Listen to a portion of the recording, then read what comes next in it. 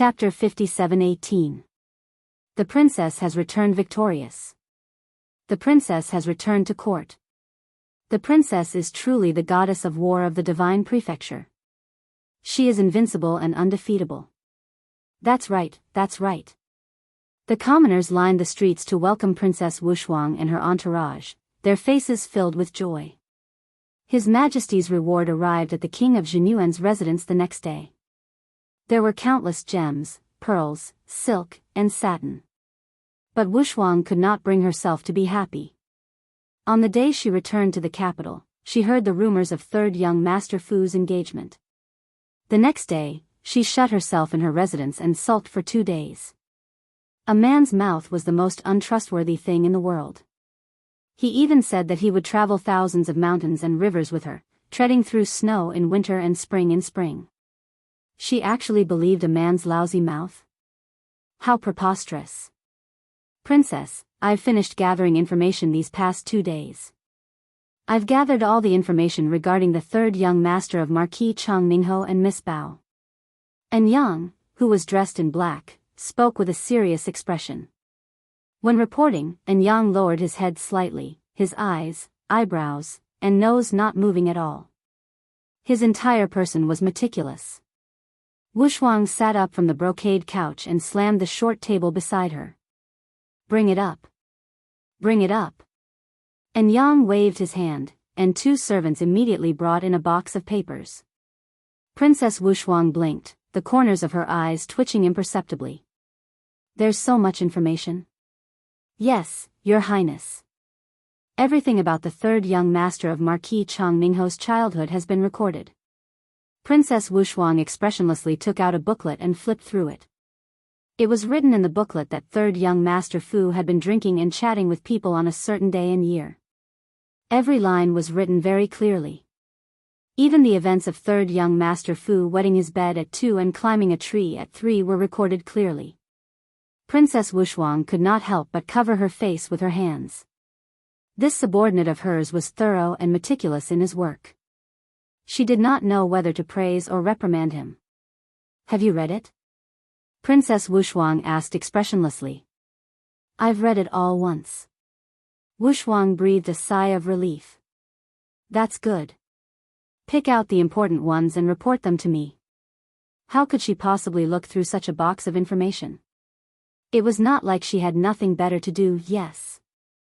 And Yang cupped his fists in greeting and then continued, after my investigation, the third young master of Marquis Ning's estate and Miss Bao Cuiping have only met 2 or 3 times in the past few years. I've only seen him a few times from afar at places like family banquets. The news of the engagement this time was released by the second wife of Marquis Ning's estate, Madame Bao. Third young Master Fu was completely unaware of this. Wushuang curled her lips. He was tricked because he was stupid. Yes. And Yang nodded. This third young Master Fu ignored the rumors after hearing them. He is so stupid. And Wushuang curled her lips again and said, he just can't be bothered. Moreover, he might even be concerned about Miss Bao's reputation. Humph. And Wushuang listened to Yang talk for a while more before she sent him away and went to sleep. She was still displeased. Chang Ningho Marquis Manor must be very chaotic to have been schemed against and caused such a big engagement. In the middle of the night, she was in a daze. She heard Yang say sternly outside the window, how dare you, you can't go in. My princess won't see you. If you don't go and report, how do you know Shuang won't see me? A laugh sounded. Wushuang shuddered and opened her eyes. She was naturally familiar with this voice. Third Fu was so daring to barge into the king of Jinyuan's estate in the middle of the night. Humph, who gave him the courage to barge into the king's estate in the middle of the night? She only needed to shout and the hundreds and thousands of guards of the king's estate would be able to teach this stinky man a lesson. And Yang's voice was emotionless and cold as usual. The princess said herself that she doesn't want to see you. And Wushuang was puzzled. Strange, did I say that I didn't want to see Third Fu? Shuang won't do as you say. Third young Master Fu tilted his head confidently. I don't believe you. If you don't let me in to see her, it means that you have a guilty conscience. You have a guilty conscience, your whole family has a guilty conscience. Soon, the sound of swords clashing could be heard from outside. Wushuang understood that third Fu must have wanted to barge in. After being stopped by Yang, the two of them must have started fighting. Stinky man, she hadn't even settled the matter of her engagement, and now he was sneaking up on her. Who would see him? Wushuang was so angry that she simply closed the window and went to sleep. She couldn't be bothered with the two people fighting outside. The next day, Yang came to Wushuang with dark circles under his eyes. Wushuang was eating breakfast at that time. When she saw Yang like this, she almost spat out her porridge. What's going on? Yesterday, the third young master of the Marquis Chang Mingho's estate came to look for the princess. I stopped him. Yang replied honestly. He didn't embellish the story and didn't hide anything. He clearly recounted the interaction between him and the third young master of the Marquis Chang Mingho's estate to the princess. Princess, are you still going to close the door today? Wushuang nodded. It wasn't easy for her to steal a few days of leisure time. She didn't want to waste it among those women. With nothing to do, she flipped through the books on the art of war and asked someone to play a song for her. The whole afternoon passed by leisurely. The next day, when Yang came to see her, there was a large bruise on his face. Wushuang couldn't help but chuckle. He hit you. He's not much better himself. Yang snorted.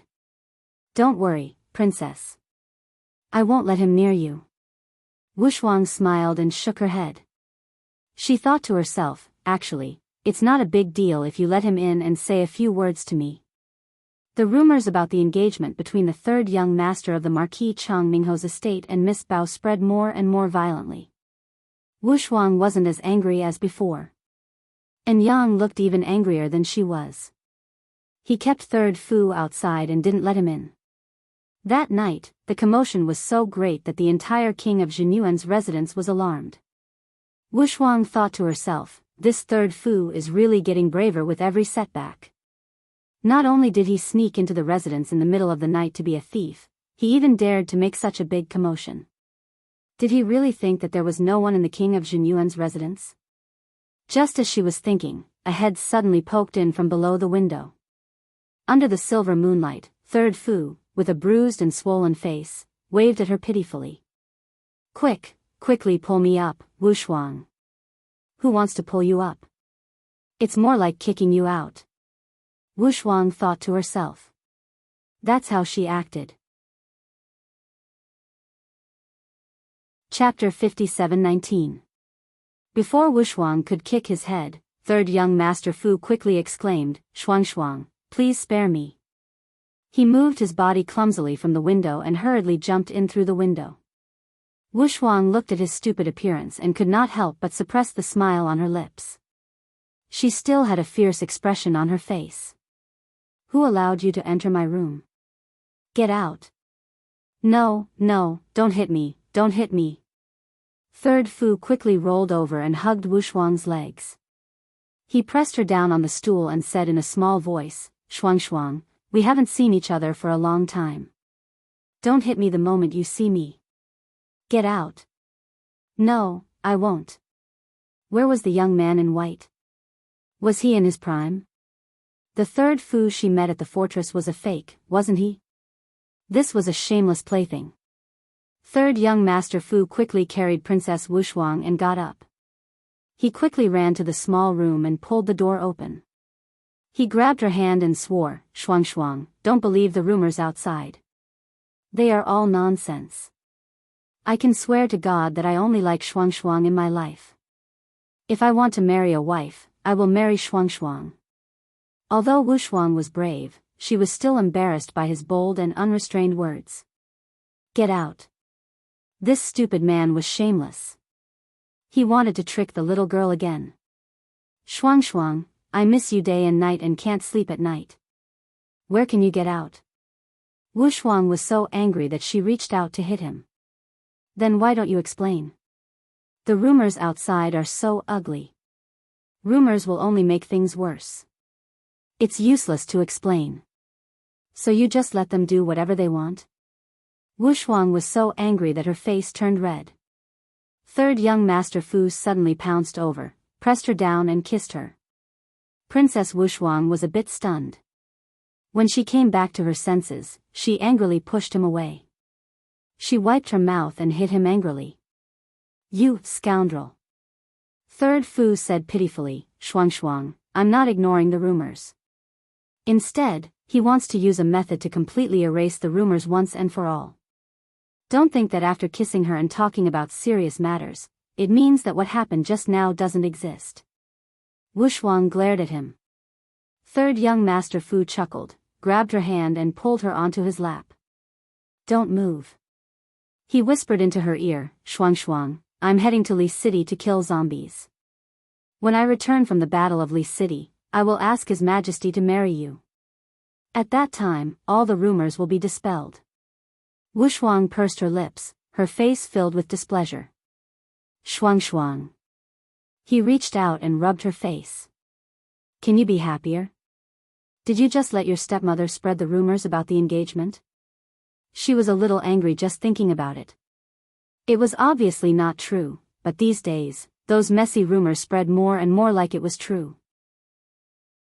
Third Fu chuckled, rested his head on her forehead and whispered, Once I leave the capital, this rumor will naturally disappear. After all, he wasn't even in the capital. No matter how many rumors were spread, no one would believe them. So what if third young Master Fu and Miss Bao were together under the moonlight? That was based on the premise that he was in the capital. Shuang, I will miss you very, very much. Third Fu lowered his head and kissed her face. You have to miss me too, okay? Princess Wu Shuang had been on the battlefield for so many years, but she had never blushed like today. She only felt that her face was so hot that it could be used to cook porridge. This stinky man, it was all his fault for messing up her emotions. He was so annoying. Princess Wu Shuang pushed the man's face away and asked angrily, What did you do today? Why is there such a big commotion outside? Third Fu pursed his lips and said gloomily, Your subordinate, An Yang, is very old-fashioned. He is so young, but his temperament is like that of an old man. No matter what I say, he won't listen. He won't listen to anyone's opinion at all. He keeps stopping us from seeing each other. I'm so annoyed by him. Princess Wu Shuang looked at him expressionlessly. An Yang has been by my side since I was young. He is like my own younger brother. Okay, then I will also treat him like my own younger brother in the future. Third young Master Fu pursed his lips again. Don't change the topic. Princess Wu Shuang poked him, annoyed and amused. What did you do to ruin things? I just heard the housekeeper shouting outside. Third Fu blinked and put on a very innocent expression. It's nothing. It's just that I entered the King of Jinyuan's residence alone. If I wanted to see you, I had no choice but to ask a friend for help. Who? Third young Master Fu said seriously, I brought 5 or 6 golems over to play with An Yang. At the same time, there was a commotion outside the princess's bedroom. More than a dozen guards of the King of Jinyuan's residence were fighting with 5 or 6 golems. An Yang's sword turned sharply and slashed at a golem, but the impact caused his arm to feel slightly sore and numb. Princess Wu Shuang pushed open the window and saw that the outside was brightly lit. The sounds of fighting here had really alarmed the housekeeper and the guards of the King of Jinyuan's residence. She couldn't help but be speechless. You made such a big scene. Do you want my father to kill you? Third young Master Fu glanced at the princess pitifully. Shuang, you must help me. Where did you get these golems? Princess Wu Shuang's eyelids twitched slightly. She already had an answer in her heart. Your Highness the Crown Prince. Third young Master Fu hurriedly called out. Your Highness the Crown Prince lent them to me to woo my wife. Your Highness the Crown Prince said that back then, the relatives of the Crown Princess also stopped him from going forward and did not allow him to see the Crown Princess. So, Your Highness the Crown Prince released many golems for the relatives of the Crown Princess to fight with. When I mentioned this to your highness the crown prince, he lent me so many golems without hesitation. Third young Master Fu's expression was full of admiration. Your highness is really my sworn brother. There's no doubt about it. He immediately helped his brother when he was in trouble. They were definitely blood-related brothers. Princess Wushuang looked at the sky speechlessly. Outside, the housekeeper hurried over with a group of guards. He asked in a low voice through the window, "Princess, do you need my help?" Princess Wushuang hurriedly said, "No need, housekeeper. Those golems outside belong to your highness the crown prince. It's fine if you beat them up, but don't really cripple them." Housekeeper, was our highness so unreliable? In the middle of the night, he lets so many golems follow that little bastard from the Marquis Chang Mingho's residence to cause trouble at the King of Jinyuan's residence. I understand. The housekeeper bowed and left. He pretended to shout, "Quickly throw out the intruders of my residence." Third young Master Fu looked at Princess Wushuang with a smile and lowered his head to kiss her cheek. "Shuang Shuang, when I return, I'll marry you and make you my wife." Pooh. Princess Wushuang's cheeks were bright red as she stared blankly at his figure jumping out of the window. Chapter 57:20. Third Fu carried his son with one arm and held his wife with the other as they strolled down Changle South Street. They would be going to the Holy Region in 2 days. Actually, they had already bought most of the things they needed to buy. There wasn't much to bring. Jojo's Star Region had everything, so they could just buy whatever they wanted. It was probably just to make some preparations before they left. Wushuang, on the other hand, was quite interested in shopping. She looked around and couldn't help but want to buy whatever she saw. Fu Yun lay on his father's shoulder, his big black eyes following his mother around. "Big brother taught me 2 moves yesterday. They're very powerful. I tried it out with little 8, and he was knocked into the river." His father's mouth twitched. Little 8 was a big defensive turtle that his son had recently received. He had thick skin and could take hits. "Father, are we going back to Marquis Chang Mingho's estate tomorrow? I can try it on Fu Qiu and the others." "Just forget it." His father looked helpless. "Fu Qiu and the others hide whenever they see you. Don't you know? Why are they hiding from me?" Fu Yun really didn't know. He pouted unhappily. "Big brother said that we can only improve if we learn from each other. You won't be able to achieve much by hiding at home all day long." Princess Wushuang bought 2 sticks of candied haws. She gave one to her son and ate the other. Hearing this, she couldn't help but laugh. Little Ball is right. Children should go out to learn. That's how they can grow. Third Fu was speechless. He carried his son and held his wife's hand as they strolled around. "Every time we go back to Chang Mingho's estate, there's such a mess. If you don't want to go back, then we won't." "Huh, how can we not go back? If we don't go back, your stepmother will cry and complain that we're not filial." Fu Yun angrily took a bite of the candied haws. "I don't like that, madam. When she smiles, it feels fake. From top to bottom in Chang Mingho's estate, there's not many people that I like." Wushuang burst into laughter and raised her hand to rub her son's little head. "Who can catch your eye?" "My big brother." Fu Yun had a look of admiration on his face. "My big brother will definitely be the most powerful person in the world in the future." His big brother was only 2 years older than him, but his cultivation had already reached the peak of perfection. He had to admit that his big brother was extremely powerful. Third Fu couldn't help but sigh. "Son, you can't always use the little dumpling as your standard. Xiao Tuanzi was truly one of a kind in the world. If you used him as your standard for everything, there was a 99% chance that the rest of you wouldn't be able to catch your eye." Fu Yun nodded. Big brother said the same thing. He was already trying his best to improve it. He was trying his best not to use big brother as the standard for everything. But there was nothing he could do about it. It was a habit that had been formed for a long time, and he couldn't change it. The next day, the Wushuang family of 3 returned to the Changmingho estate. Ever since they got married, they had been living in the official residence of the first-grade protector of the nation, which was bestowed by His Majesty. She would return home once every 2 months and send some gifts during festivals. Her relationship with Marquis Ning's manor was basically like that. It was neither too far nor too close. Princess Wushuang's status was noble, so she naturally didn't need to greet the second madam of the Changmingho estate, Madame Bao, by offering tea.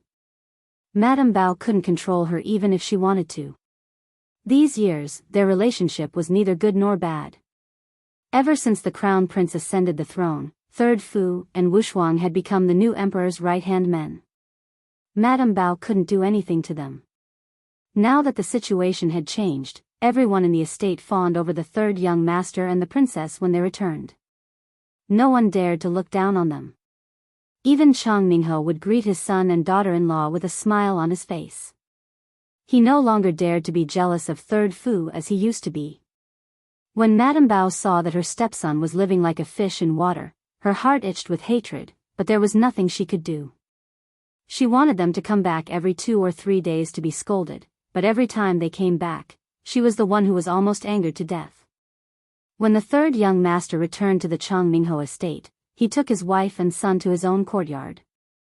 His courtyard at the Changmingho estate wasn't very big and couldn't be compared to Madame Bao's precious son, Fourth Fu. But they didn't come back often, so this courtyard was enough for them to stay for 2 or 3 days.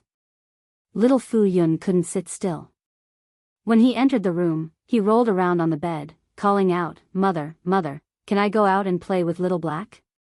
"No." Princess Wushuang said helplessly, "We'll stay here for 2 days. The day after tomorrow, we'll leave for the holy region. You can play to your heart's content then. But you have to be good at the Changmingho estate for the next 2 days. Don't cause trouble for your father, okay?" "Oh." Fu Yun pouted her little mouth and was a little unhappy. In the palace, he was a little bully. When he got into trouble with Big Brother Xiao Tuanzi, Big Brother Xiao Tuanzi would stand in front of him. But every time he entered the Changmingho estate, his mother would make him timid and not allow him to do this or that. He hated the Changmingho estate the most and wanted to never come back. When he came back, he always wanted to hit his brothers who were a few years older than him, Princess. A maidservant walked in with a complicated expression on her face. When Wushuang saw her expression, she immediately understood. "Is concubine Bao here?" "Yes, Princess." Princess Wushuang couldn't help but sigh. Every time concubine Bao saw her, she would take her hand and cry. She didn't know what to say. Last time, Jojo had laughed at her. "Why do you care about that person? They're all crazy people. If you care about them, she'll pester you instead." Princess Wushuang was filled with regret. Just because she had helped concubine Bao last time, she had caused a huge problem for herself. Bao Tsuaping walked through the door while sobbing. At first, she looked around the room.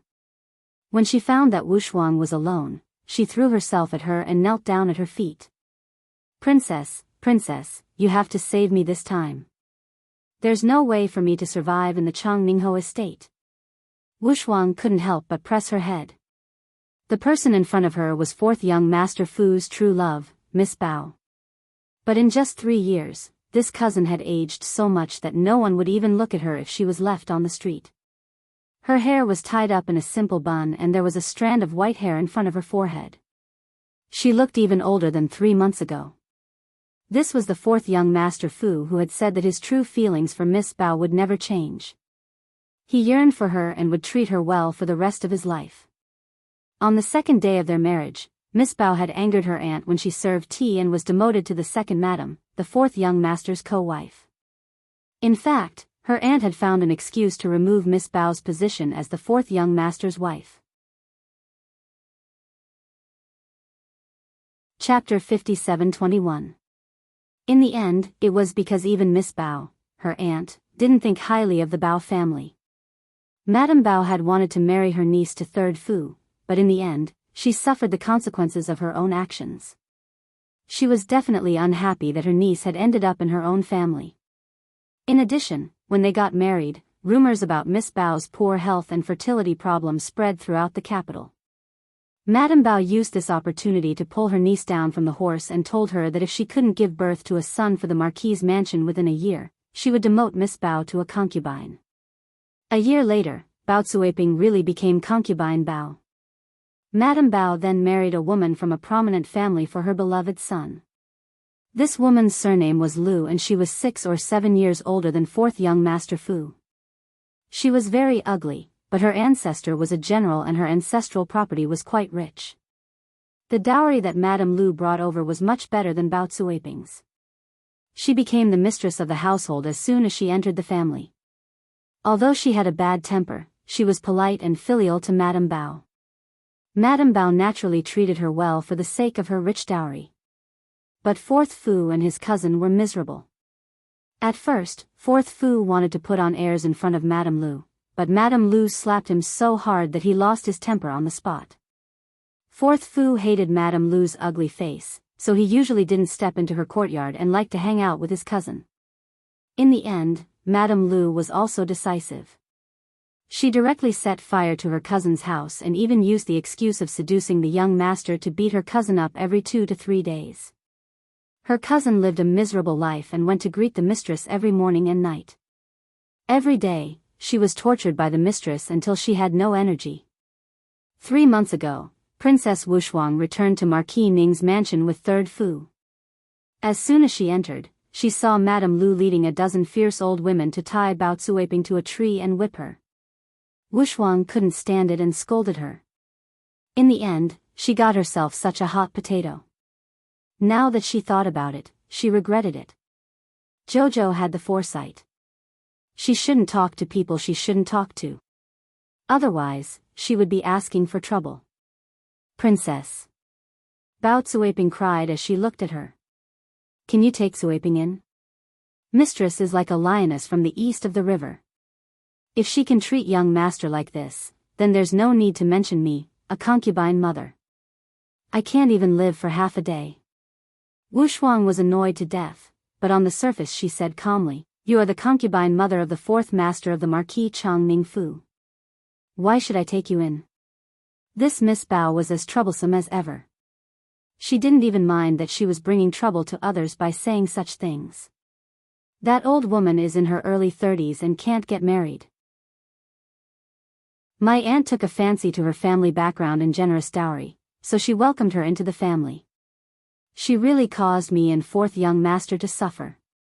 When they first entered, fourth young master was still able to somewhat suppress that old woman. Who would have thought that after a few setbacks, the fourth young master would also be like a paper tiger, being controlled by that ugly woman. When Bao Cuiping went to Fourth Fu to complain tearfully, at first Fourth Fu would feel heartache. He would roll up his sleeves to show his masculinity and charge to the tigress to speak up for her. But as time passed, after 1 or 2 years, Fourth Fu became annoyed. During this period of time, he didn't go home and spent all his time at the brothel. Out of sight, out of mind. He had long forgotten about the cousin he swore to love for his entire life. The princess was speechless when she heard this. It had only been a short 3 years. Back then, Fourth Fu had dared to argue with her directly for the sake of his beloved cousin. Bao Cuiping cried bitterly in front of her and stole glances at her. At this time, she was extremely jealous of Princess Wushuang. She hated her to death, but the situation forced her to pretend to be pitiful and cry in front of this princess. Sometimes, she would dream of him in the middle of the night. At that time, if this princess hadn't interfered, she would have been the wife of a great general who was second only to one person. Third Fu was originally more handsome than Fourth Fu, and his cultivation and ability were many times higher than his. Now, Third young Master Fu was highly valued by the emperor. If she could marry into the great general's mansion, she would be the object of envy of all the noble ladies in the capital city. It was all this princess's fault. She was already noble enough, but why did she like to steal other people's husbands? Seeing her crying so pitifully, Princess Wushuang couldn't help but sigh. Concubine Bao. It's really not convenient for me to interfere in your fourth young master's affairs. Bao Cuiping had been hoping in her heart. If she pretended to be pitiful and cried pitifully in front of the princess might have a saint's heart and bring her back to the great general's mansion. But she didn't expect that this woman would reject her so decisively. Her head exploded on the spot and she couldn't help but sit up straight. "Princess, are you really going to leave me in the lurch?" Bao Zuiping widened her eyes and questioned Wushuang harshly. "Don't forget, if it wasn't for you, I wouldn't have become like this today." The maid was stunned. She pressed one hand on the sword at her waist and shouted angrily at Bao Zuiping, "How dare you? What a bold woman, daring to speak to the princess like this. Princess, if you don't take me out of Chongmingho's mansion, you'll be killing me," Bao Zuiping shouted harshly, throwing caution to the wind. "Why don't you think about why I've become like this? You've done a great service and have an unshirkable responsibility. Right now, I just want you to take me out of the mansion. Are you going to refuse such a small request? With your status, you only need to give the order. Even if you want me to be fourth young master's co-wife again, it's only a matter of a word." Wushuang stared dumbfounded at the woman in front of her, unable to speak for a long time. She really didn't expect that there would be such a naive woman like Bao Zuiping in this world. She was already fourth young master's concubine. If she wanted to leave Chongmingho's mansion, she had to fight for it herself. Why was she pushing all the responsibility onto her? She was the princess of the king of Jinyuan's mansion, the wife of a first-rank protector of the kingdom. What right did she have to meddle in the messy affairs of the fourth branch? Did she have nothing better to do? Moreover, if she, as a sister-in-law, meddled in the affairs of fourth uncle's family, what would she do? She once again regretted saving this dogskin plaster woman 3 months ago. In any case, the Lu matriarch couldn't really kill anyone in Chongmingho's mansion. In any case, Bao Zuiping was still her mother-in-law's niece. Even if she didn't care about the monk, she still had to care about the Buddha. Wushuang shook her head, too lazy to say such meaningless words to the woman in front of her. Just as she was about to send her away, a voice came from outside the courtyard. "Third sister-in-law, fourth sister-in-law requests an audience." Chapter 57-22. The Lu matriarch angrily walked into the courtyard with several strong women. And Yang immediately jumped out from his hiding place and pulled out his long sword to block the crowd. The Lu matriarch and the group of women were all shocked and their attitudes softened. Yes, this was Princess Wushuang of the king of Jinyuan's residence, not the daughter of a small family. Princess Wushuang had truly experienced the battlefield and life and death. She was someone who could pull out her sword and kill at any time. When the Lu matriarch thought of this, she couldn't help but break out in a cold sweat. When she heard that the little bitch Bao had come to the princess to complain, she was so angry that she didn't have time to think too much and hurried over with her people. When she saw the situation in the courtyard, she calmed down. The Lu matriarch carefully bowed to the princess. "Sister-in-law greets third sister-in-law." Princess Wushuang raised her eyes to look at her. The Lu matriarch's appearance was very coarse. She had a big face, a flat nose, and a pair of small eyes that weren't very decent.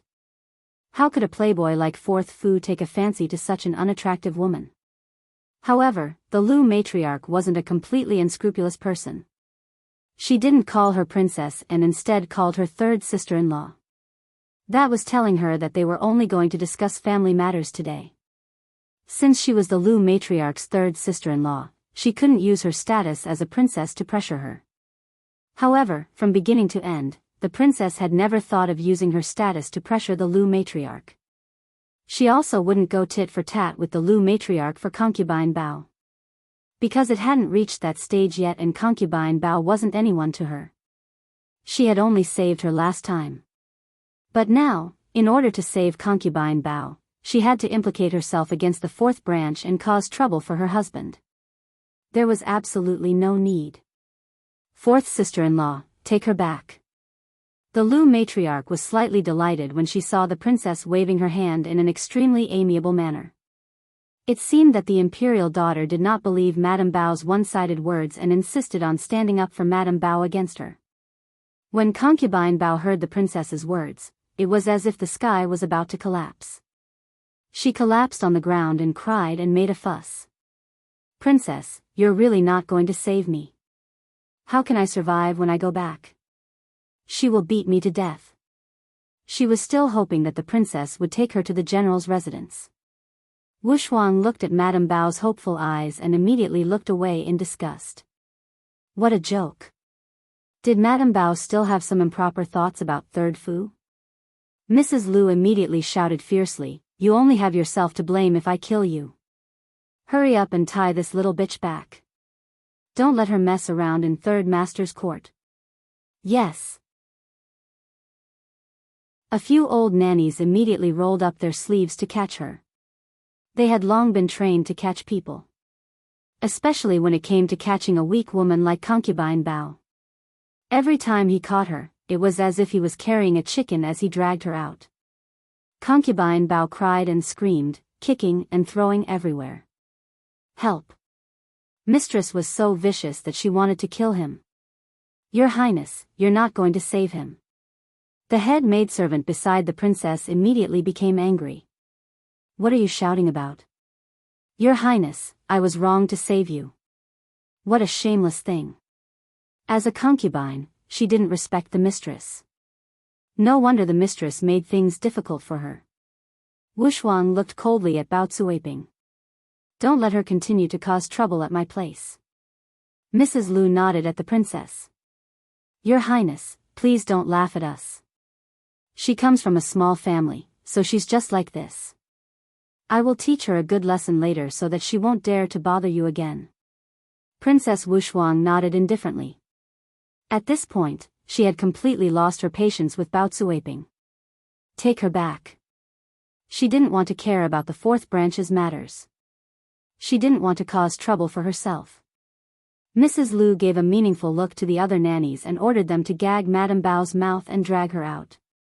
At this time, someone stumbled into the room and shouted angrily at Mrs. Lu, "Mrs. Lu, what are you doing now? Fourth young master, you can't barge in. This is Third Master's courtyard. Get out of the way." Fourth Fu waved away a servant's hand and strode in. He pointed to the sky and shouted, "Where's Third Fu?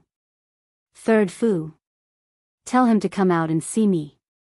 Third young Master Fu, who was practicing calligraphy with his son in his study, couldn't help but frown when he heard the commotion outside getting louder. A guard hurriedly reported, "General, fourth young Master Fu has barged in and is shouting in the courtyard." Third Fu's face immediately turned cold. He carried his son and walked out. Fourth Fu dared to barge into his courtyard. He clearly didn't take him, the third young master, seriously. Little Fu Yun asked cutely, "Daddy, is that annoying uncle here again? Can I hit him?" Third Fu rubbed his son's head. Fourth uncle is disobedient. Daddy will hit him. All right, then I can only hit his son. The little boy nodded gloomily. Does fourth uncle have a son? Not yet. Third Fu felt that his son's question was a bit funny. He didn't expect the child to say, "Then he won't be able to do it." When the guard at the side heard this, he almost burst out laughing. He nodded and praised, "Little young master is right." Third Fu's mouth twitched. He quickly walked into the courtyard and saw Wushuang holding a red horse whip and standing there with a cold look in her eyes. When he came out, he heard Wushuang say stiffly, "If you dare to take another step forward, I will break your legs." This was not a joke. The imperial princess had been on the battlefield for many years and had a dignified aura about her. Fourth Fu, a dissolute young master, couldn't help but feel a bit afraid when he saw the imperial princess. Of course, he didn't dare to take another step forward. He took a few steps back and muttered, I'm here to look for third brother. I'm not looking for you." What a fierce woman. Third brother definitely wouldn't be happy if he married such a wife. However, third brother's life was getting better and better than his. He was a general and trusted by His Majesty. Just thinking about it made him very jealous. If he had been the one who befriended the crown prince first back then, he would have been the great general now. The most hateful thing was that his mother was a second wife. Because of her status, no matter how hard he worked, he would always be suppressed by the legitimate son of the first wife. Fourth Fu was furious and looked at Third Fu angrily. "What are you doing here?" Third young Master Fu asked coldly. He looked around and glanced at Madame Lu, who was standing behind him with her head lowered. "If you are here to look for fourth sister-in-law, you can take her away with you. Don't make trouble for me." Fourth young Master Fu was furious. He flicked his sleeve and shouted, "Let's go." At this moment, Bao Cuiping, who was held down by the two old maids, used all her strength and finally broke free from the old maids. She cried and threw herself at Fourth Fu's feet.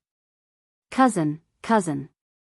Bao Cuiping cried and hugged Fourth Fu's legs. "You have to make a decision for me. Mistress humiliates and kicks me every day. I can't live anymore." Fourth Fu was shocked. He looked down and saw that it was Bao Cuiping. A trace of disdain flashed across his eyes. How did his cousin become so old and senile? There was even a strand of white hair on her temples. In the past, she had a charming face that made him happy and yearn for it. But now? This cousin seemed to have changed into another person. She was so ugly that he could hardly look at her. On the other hand, that rude and unreasonable Princess Wushuang used to be heroic and walked like the wind. She looked like a tomboy. Now that she had given birth to a son, she showed a motherly glow. She looked heroic with a bit of gentleness. Her face also shone like pearls and jade. The more he looked at her, the more intriguing it was. In the past, he had thought that he had picked up a treasure by marrying his cousin. He didn't expect that the one who had picked up a treasure was Third Fu. After marrying the princess, Third Fu's career soared to the skies like a great rock, spreading its wings for thousands of miles. Now that the princess had given him a son, he was really lucky. He had a wife, a son, and a high position. Just thinking about it made him grit his teeth. "Go away." Fourth young Master Fu kicked his cousin angrily and kicked her to the side. Third Fu wasn't the only one who was surprised. Princess Wushuang, who was beside him, was even more direct. Her mouth opened slightly in shock. "Fourth Fu." Princess Wushuang couldn't help but ask in confusion, "Did you forget what you said before?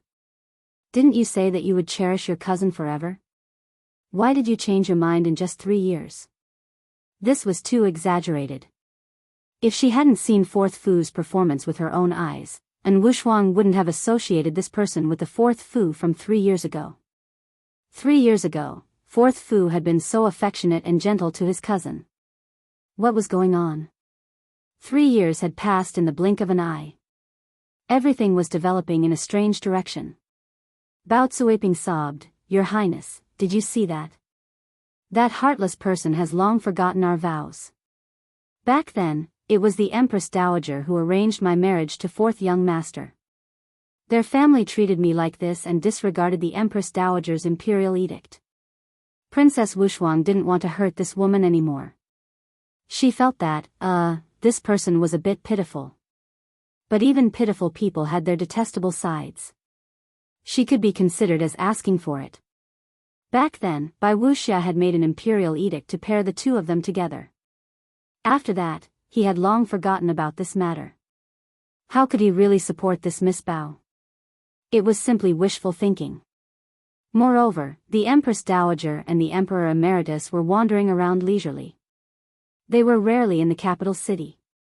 Even if Bao Cuiping really wanted to ask the Empress Dowager for help, she didn't know where to find her. The black-hearted Marquis Ning's estate. Bao Cuiping covered her face and sobbed. They said they would cherish me for a lifetime, but in the end, it was all lies. Fourth Fu was very embarrassed. He kicked her and scolded, "What are you blabbering about? Hurry and shut up. Why don't you take a look at your old appearance? Which man would cherish something like you? Moreover, in the first 2 years, when had he not treated his cousin well? When the Lu madam married into the family, Bao Cuiping cried and begged him for help every day. When had he not stood up for her? But after many times, he was annoyed and didn't have the mood to be long-winded about Bao Cuiping's matters.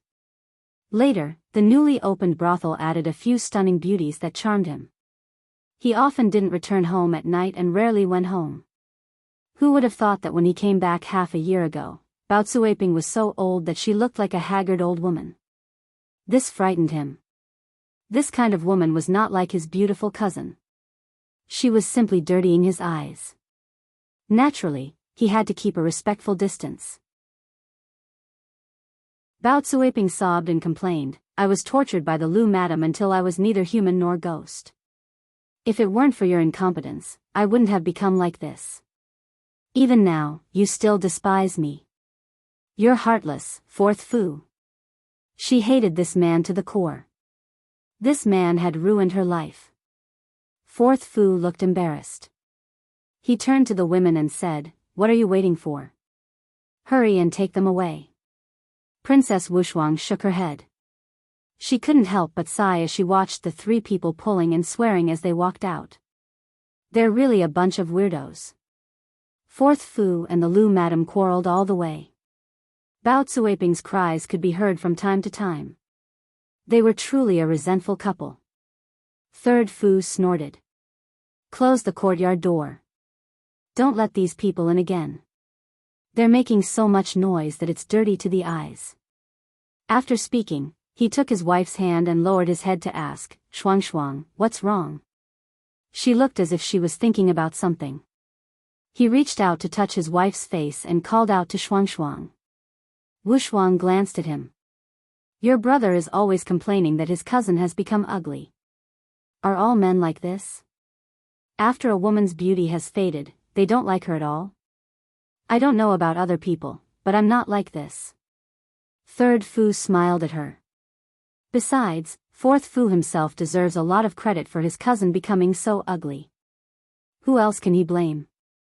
To be able to make a woman become so ugly after being married to him for 3 years, he must be quite capable. A real good man, such as your husband, will only make his wife more beautiful and more confident. She'll be full of sunshine and radiant. When Wushuang heard this, she couldn't help but spit at him. This man was still so shameless. In the end, he couldn't help praising himself.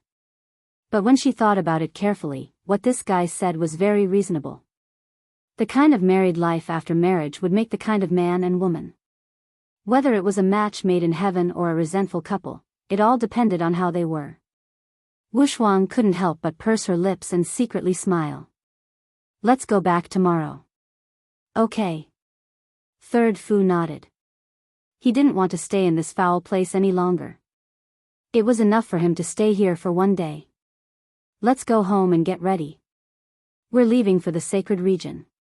The couple looked at each other and smiled. Little Fu Yun couldn't help but come out from between the two of them. He said in a childish voice, "Mother, Father, I want to eat a stick of candied haw on the way back." "You little greedy cat." Wushuang pinched her son's little face and smiled gently. Chapter 57-23. In the gloomy and quiet forest. In an instant it was disrupted by the sound of hurried footsteps. Qin Nidian, Xian Huang, and the others ran quickly. Their clothes fluttered in the wind, startling the birds on the branches and causing the grass and leaves to scatter. The wind howled in front of him, and strong gales rose in all directions. Nidian, Xian Huang, and the others slowly stopped and looked around in confusion. Only then did they realize that the road in front of them was blocked by several teams. 200 to 300 people slashed at the same time. Taking a closer look, there was a transparent mesh cover in front of them. It was like a glass bowl that was turned upside down on the ground. No matter how many air currents surged on the cover, they were all pushed back. It was safe and sound. However, the group of players who had exerted their strength were in a miserable state. Howls of anguish could be heard everywhere as everyone was flung away by the recoil and fell to the ground in all directions. Nidian, Xian Huang, and the others stood diagonally opposite them. They looked coldly at the people who were crazily slashing at the transparent mesh cover. When the crowd retreated a little, they realized that there was something in the mesh cover. To be exact, it was a little girl who was kneeling on the ground. Her face was so pale that it was almost transparent. She looked like she was 7 years old. Her hands were tightly grasping a big sword that was even longer than her body. Her dark eyes were filled with mist. On her thin little face, they looked exceptionally large. Her hands seemed to be exerting all their strength, so much so that her whole body was trembling. Beside her, there was an animal that was covered in a faint white fluorescent light. It was unknown whether it was dead or alive. It was shaped like a deer. Its 4 hooves were covered in white snow.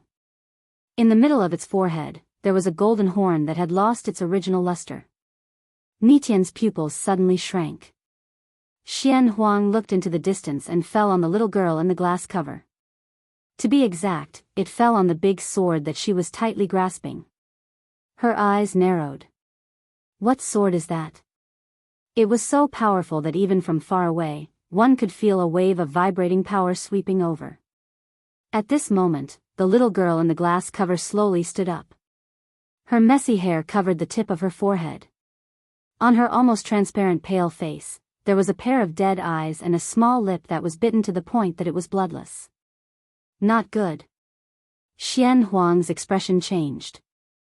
Without waiting for Nidian to speak, she had already shot forward. Retreat. Hundreds of people at the scene changed their expressions and quickly retreated. At the same time, the big sword in the little girl's hand instantly pierced through the glass cover and flew towards the nearest crowd. There was a soft whooshing sound, and a buzzing vibration could be heard in the air.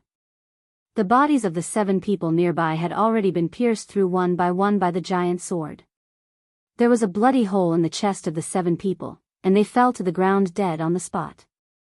When the other people in the group saw this, they were all stunned. They retreated in panic and hurriedly scattered in all directions. It's the Fuxi sword. There are records in the primordial records of the continent and the general history of the continent, but there are only a few words. The Fuxi sword was a treasure formed by the spiritual energy of heaven and earth at the beginning of the chaos.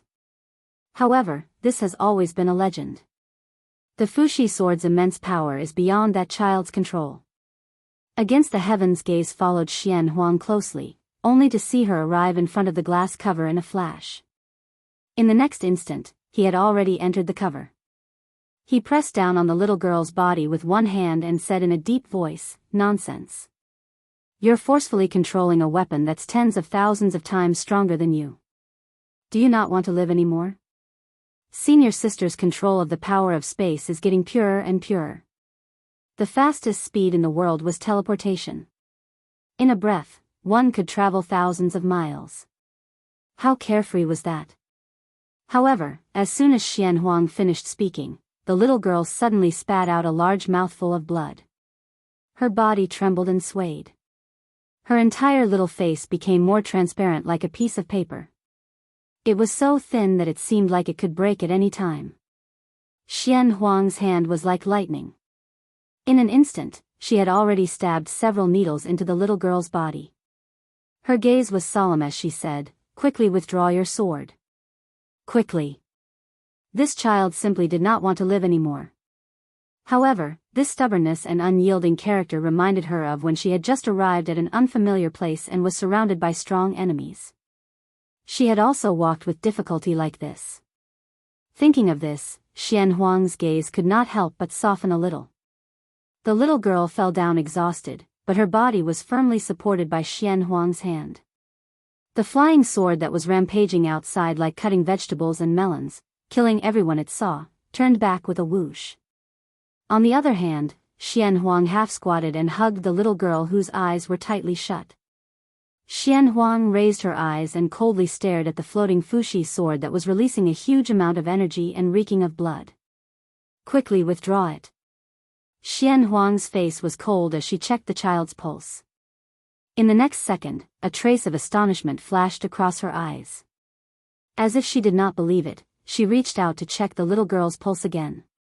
Then, she retracted her hand and looked at the girl with a flicker in her eyes. There was no pulse. She looked at the child. The cold pond, the blue waves, and the watery eyes.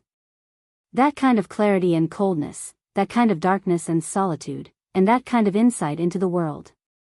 How bleak and sad her heart must be. This should also be a child with a story. Swoosh. The Fushi sword flashed in the air and disappeared immediately.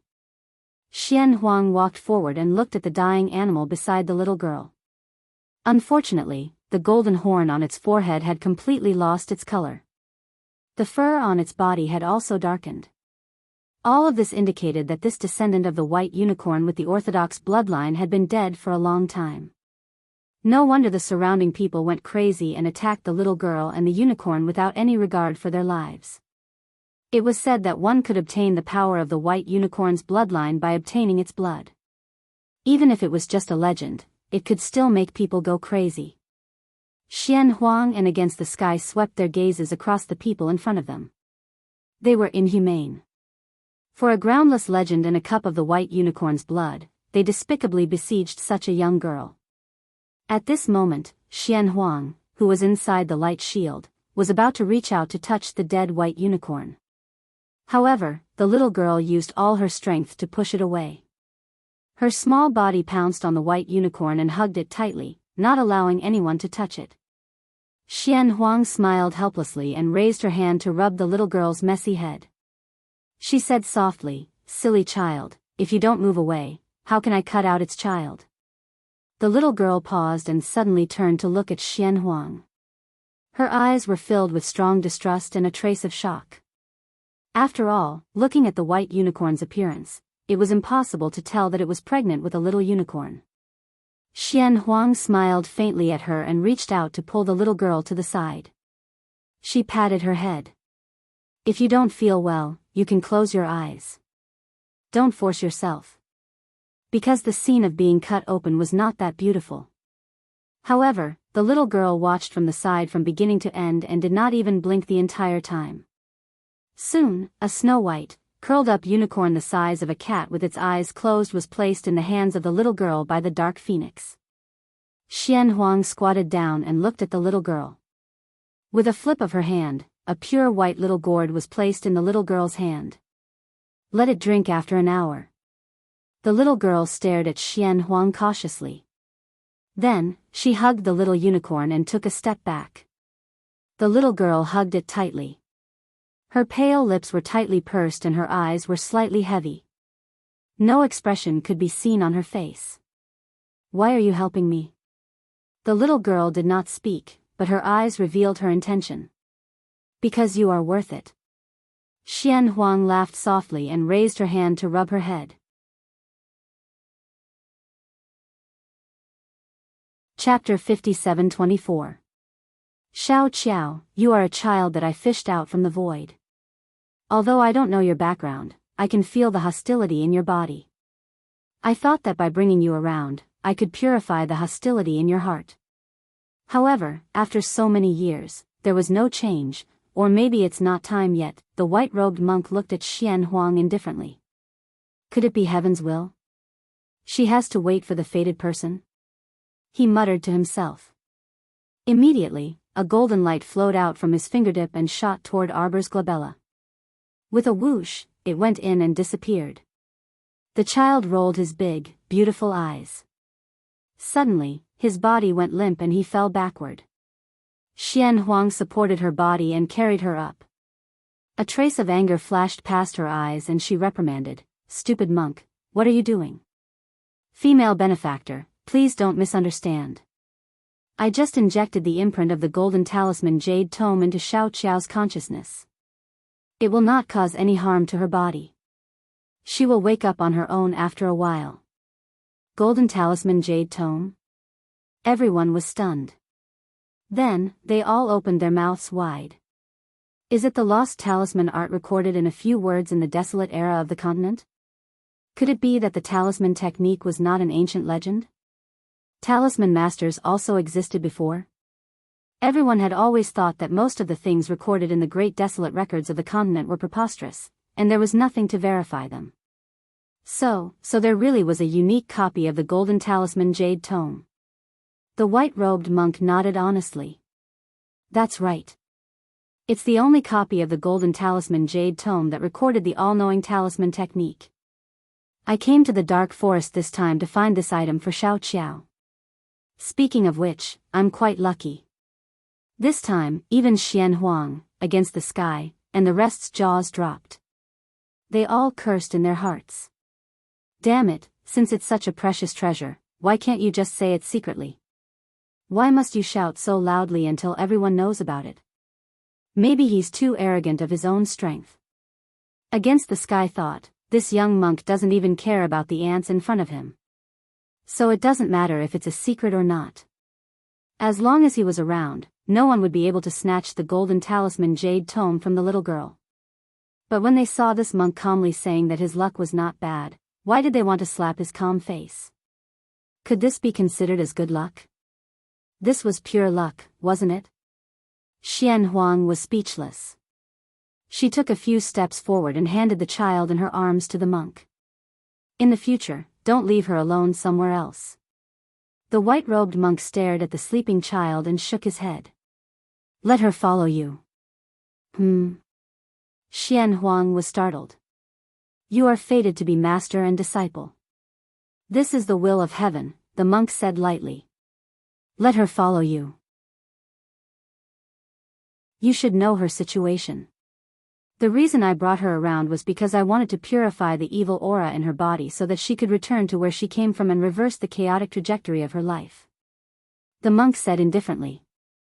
Unfortunately, for so long, this child's heart has always been closed. Her obsession and resentment are deep. She has never spoken, and the evil aura around her has never been reduced. The golden talisman jade tome has the ability to stabilize one's divine sense and protect one's soul. The monk paused and said softly, I hope that one day, you will be able to send her back to her original path.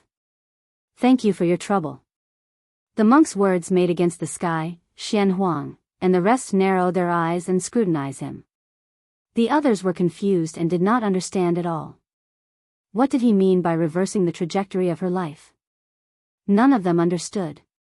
How could Xian Huang and Against the Sky not understand? This monk could actually tell that they controlled the power of time and space. Even they themselves did not know whether the power of time and space could reverse the situation. How did this monk know that they had such a great ability? Against the Sky raised his chubby little hand and forced his dropped jaw back. Was there a need for him to announce the golden talisman jade tome to everyone? The two of them finally understood that the monk was not confident in his own abilities, but in Xian Huang, Against the Sky, and the rest.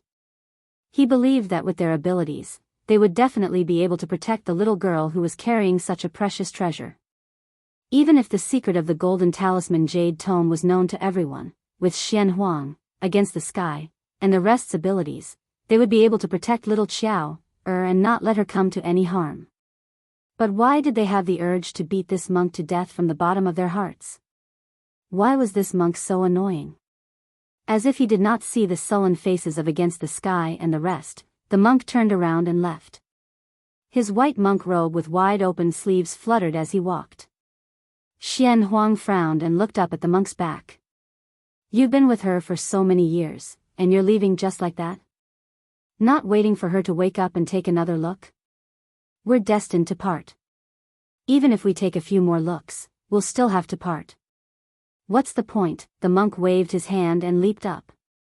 Stepping on the precipice, he shrank the ground into an inch and walked far away in 2 or 3 steps.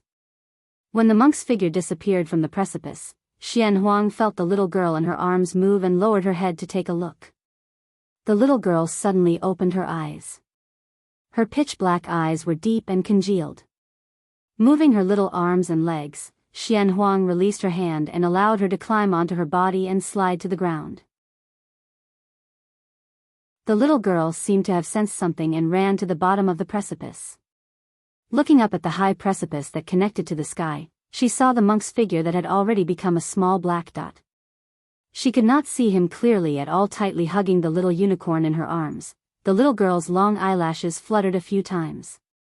Suddenly, her little face scrunched up and she bit her thin lips. Large drops of tears rolled down from her eyes like a gushing spring that could not be stopped. Xian Huang sighed softly and walked to her side and squatted down. With a gentle expression, she touched the little girl's head and reached out to wipe away the tears on her face. Her heart was slightly bitter. In the future, I won't leave you behind anymore, okay? The little girl seemed to have suffered a heavy blow as she sobbed and cried non-stop. Hearing her words, she raised her head slightly and met Xian Huang's pair of clear eyes that were as black as ink. Her crying paused slightly as she stared at Xian Huang for a long time with a trace of suspicion in her eyes. Until Xian Huang smiled and said softly, "I promise, good child." Only then did the little girl burst into tears. She opened her arms and threw herself into Xian Huang's arms. "In the future, Master will call you Xiaobao, okay?" Xian Huang reached out to touch the little girl's head and carried her up with a smile. "Master will take you home." Chapter 57-25. Quick, quick. A group of people carried the items that caught their eye in the treasury, searching with all their might. Against the Sky ignored them, allowing his companions to work in full swing. She squatted in front of the 9 flower pots in the corner, one hand supporting her chin as she carefully examined the mechanism. "That old tortoise is quite thoughtful," Against the Sky muttered. He had already stood up straight, and then he kicked out with a strong force. One of the flower pots moved with the force of his kick.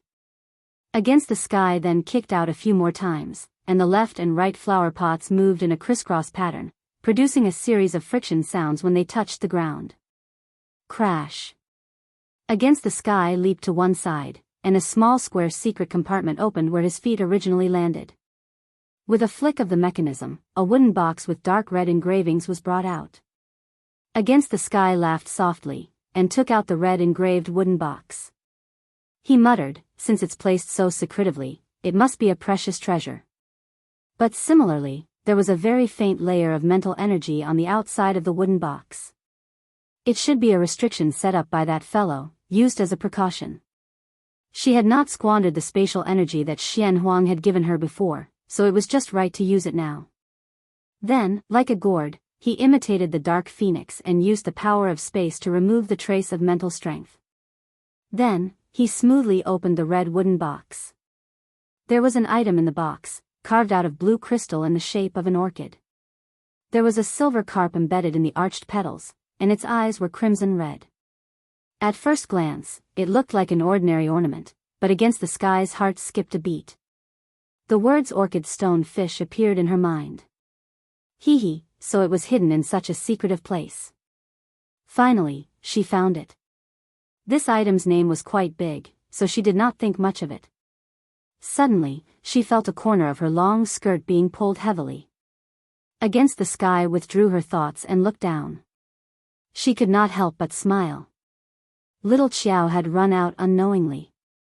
At this moment, she was hugging one of her legs with both hands. Her head was slightly raised, and her round eyes were full of desire as she looked at the orchid stone fish in Against the Sky's hand. "You like it?" Against the Sky raised her eyebrows. Little Qiao nodded honestly. Against the Sky dared to bet that the little kid had no idea what the thing in her hand was for. There were only 3 words that could explain why it suddenly popped out of her portable space and asked for it. That was, fate. This item was useless for defying the heavens, but a certain someone didn't mind teasing a child. Hence, the unscrupulous fellow calmly squatted in front of the little kid, pointed at the orchid stone fish in his hand, and then pointed at his own nose. "Call me Martial Uncle, and I'll give it to you to play with." Xiao Qiao blinked and opened her mouth, but her voice seemed to be stuck in her throat. She struggled for a long time but couldn't make a single sound. She tried her best to hold it in. Her face was red, but she couldn't make a sound. Against the Sky could not help but sigh. He reached out and patted the child's head. You can't expect a child who has been autistic for many years to suddenly speak, can you? Compared to the first few days, Xiao Qiao's expression had changed greatly. Not only was her face round from being fed by the profound phoenix couple, her eyes were also a little more lively. At least now she knew how to hug someone's thigh and act coquettishly to ask for things. Against the Sky was full of gratification. He didn't intend to make things difficult for his little niece anymore. He smiled and patted the child's head. He stuffed the orchid stone fish into her arms. Take it and play with it. Little Xiao's eyes lit up. She happily picked up the orchid stone fish. If those vulgar people knew that the orchid stone fish that their family had treasured for a lifetime was casually thrown to his martial nephew as a toy, they would probably vomit blood and die from anger. No matter how selfish you are, many things still depend on fate, don't they? Now, he had to give it to her even if he didn't want to. Hee. Against the sky swept a glance at the empty treasure house. The speed of her little friend's robbery had long been practiced. Moving things was quite fast. It didn't take long for the entire treasure house to be emptied. Hee. Xian Huang held the demonic eye seed in one hand. She looked up at the sun and squinted at the strange seed. Junior sister, this seed really looks like an eye. Especially at this moment, under the sun, there was a crack in the middle of the seed. A bit of white seeped out. It looked more like an open eye. Xian Huang couldn't help but tremble. She threw the demonic eye seed to against the sky. Look at it. It's strange. Here you go. Against the sky smiled. Just as he was about to reach out to catch it, the seed whizzed past him. With the speed of her hand, she actually didn't catch it. Against the sky was stunned. He subconsciously threw out the chain. It swam like a dragon, making a hissing sound. The long black chain suddenly wrapped around the demonic eye seed. Bam! Unfortunately, the chain didn't hit the target. It smashed hard against the wall of the small courtyard. As the dust scattered, a fist-sized pitch-black demonic eye seed whizzed out of the wall and rushed outside.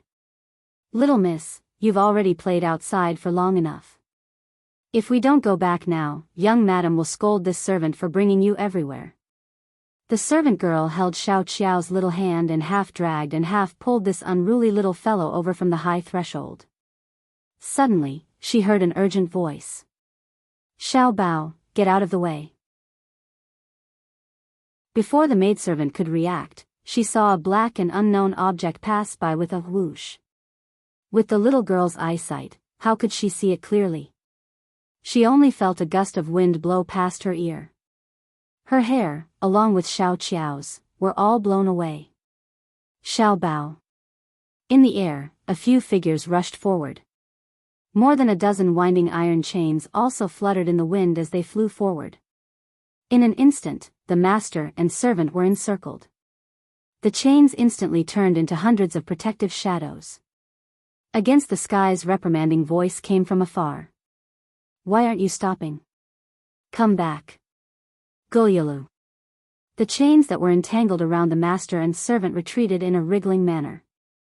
Like a child who had done something wrong, she shrunk back with her tail between her legs and scurried in front of against the sky. Xiao Bao, Xian Huang leaped in front of the child and was about to reach out to grab the demonic eye seed. Xiao Qiao's black eyes stared at the pitch-black seed floating in front of her. Her little mouth opened slightly and she sighed in her heart. What a strange seed that grew so strangely. However, they saw the seed enter her slightly opened mouth with a whoosh. Everyone looked at the devilish child in shock. The word swallow was not out. With a gulp, the seed went down the devilish child's esophagus and was obviously swallowed. Xiao Bao. A few adults cried out in alarm. They couldn't help but look at each other in dismay. They already said don't swallow. Why did she still swallow it? This worrisome child really made them worried to death. After a moment, Xiao Qiao was carried and placed on an armchair. She sat upright and still. Her round eyes moved around nimbly as she looked at the adults in front of her. Master and the others' expressions looked quite ugly. She didn't know why. I think we should just pour 2 bottles of this vomiting agent down her throat and make her spit it out. After one of them finished speaking, he caught a glimpse of against the sky's glare and hurriedly covered his mouth with his hand and laughed embarrassedly. There's no change in her pulse. Xian Huang sat beside the child with a trace of doubt in her eyes. Could it have been absorbed by her dantian? Against the sky squatted down and looked at the devilish child at eye level. Xiao Bao, tell master and martial uncle, do you feel any discomfort? Does your abdomen swell and hurt? Xiao Qiao blinked and shook her head vigorously. How is that possible? The person who spoke earlier held the 2 bottles of medicine and jumped up and down. Master against the sky, even Master's wife found it difficult to control this demonic seed. Why is it so obedient in this little fellow's stomach? Xian Huang also nodded in confusion. She raised her hand and touched the devilish child's little head and asked softly, Xiao Bao, tell master. Do you feel where the seed that you swallowed is now? Against the sky rolled his eyes. She's so young. How can she understand what you mean? Xiao Qiao suddenly started to gesticulate with her hands, gesticulating here and there. The gesticulating adults all looked at her with black lines all over their heads. Speak human language. The child blinked her eyes and sat obediently with her little hands and feet curled up on the big armchair. Against the sky was speechless. He suddenly thought of something and took a pen and paper and stuffed it into Xiao Qiao's hands. This child was literate. Asking like this was indeed much better than gesturing with her hands. Xian Huang nodded and looked at her disciple with a smile. Xiao Bao, quickly think. Just draw a simple picture for us to see. Xiao Qiao held her cheeks and tilted her head to think. Under the watchful eyes of the adults, he drew a straight line with his brush. Then, he continued to draw something with a swish. After a while, she put the brush on the table. Her 2 small hands picked up the white paper and raised it above her head. Xian Huang, against the sky, and the others all looked over. When they saw the picture on the white paper, they couldn't help but be slightly stunned. This picture was really not bad. The 12 jade slips were folded into a cylindrical shape. The picture had a 3-dimensional feeling. It was hard for this child to draw light and shadow effects on the jade slips. She was really a little weirdo. This is the Golden Talisman Jade Tome in your Sea of Consciousness? Against the sky was slightly startled and asked. Xian Huang took the drawing paper from the child's hand and looked at it carefully. This is the Golden Talisman Jade Tome? Then what is this crooked tree down there? Against the sky took the paper and looked at it carefully for a moment. He said, look, the picture below looks like a chaotic starry sky. There's a strange little tree here. On the tree look, there's an eye on the tree trunk. Could this be the demonic seed? The demonic seed was swallowed by this strange tree? Everyone said in unison. Xiao Qiao kept nodding her little head. She nodded again and again, making the group of adults speechless. Until Against the Sky didn't know whether to laugh or cry. He asked, you can see it? Is that strange tree growing here? One of them touched his belly and made a funny gesture. Xiao Qiao nodded. Against the Sky slapped his thigh. That's it. This little fellow is really a weirdo. She can see her dantian from such a young age. That's right, there's a tree growing in her dantian. Yes, yes, yes. The most important thing is that there's a tree. Xian Huang's face suddenly changed. She grabbed the child's thin wrist and said seriously, Xiao Bao, tell your master. Is there anything strange about this tree? Will it suck your essence and spirit? Xiao Qiao tilted her head and thought for a while. She shook her head and lowered her head. She took out a green leaf from her bag and stuffed it into Xian Huang's hand. Could this be the leaf on that tree? Everyone suddenly realized. Now, everything made sense. You picked up a little treasure beast in the gloomy forest. Is this the leaf that was used to feed the treasure beast? Xian Huang personally tasted a small piece and distributed it to everyone. Everyone looked at Xiao Qiao with a strange expression. After eating it, everyone felt a trickle of heat flow to their dantian. Its effect was almost the same as an ordinary advancement elixir. In other words, as long as it was taken over a long period of time, it would definitely be extremely beneficial. It was hard on those who didn't know the situation. They thought that the child was mistreating the treasure beast by giving it leaves and not giving it anything good to eat. They thought that she was abusing the treasure beast.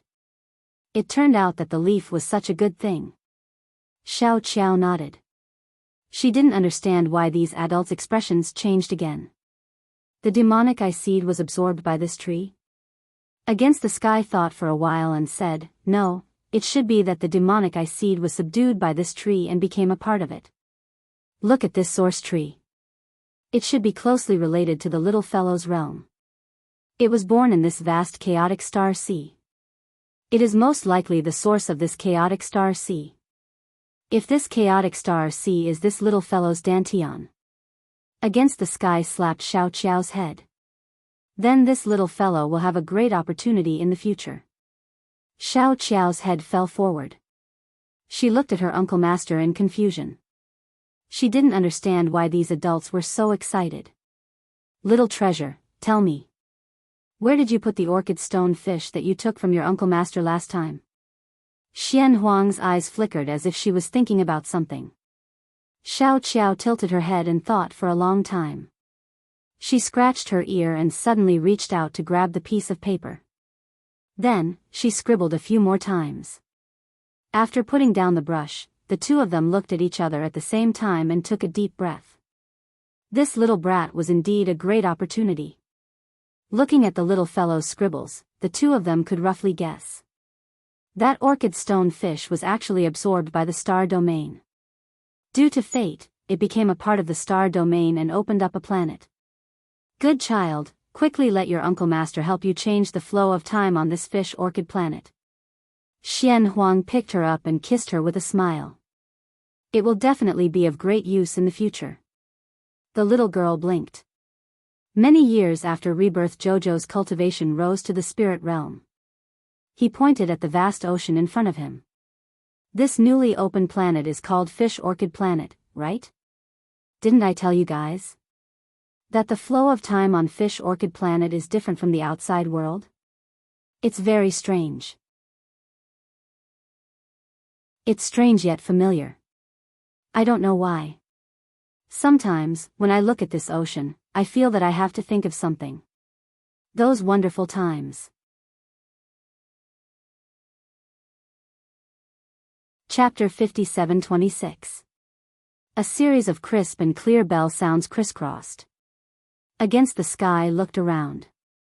In front of him was a wide corridor, winding forward. On the eaves of the corridor, there was a string of 9 inches long golden tubes every 5 steps. As the wind blew, the strings of golden tubes knocked against each other and made a series of crisp sounds.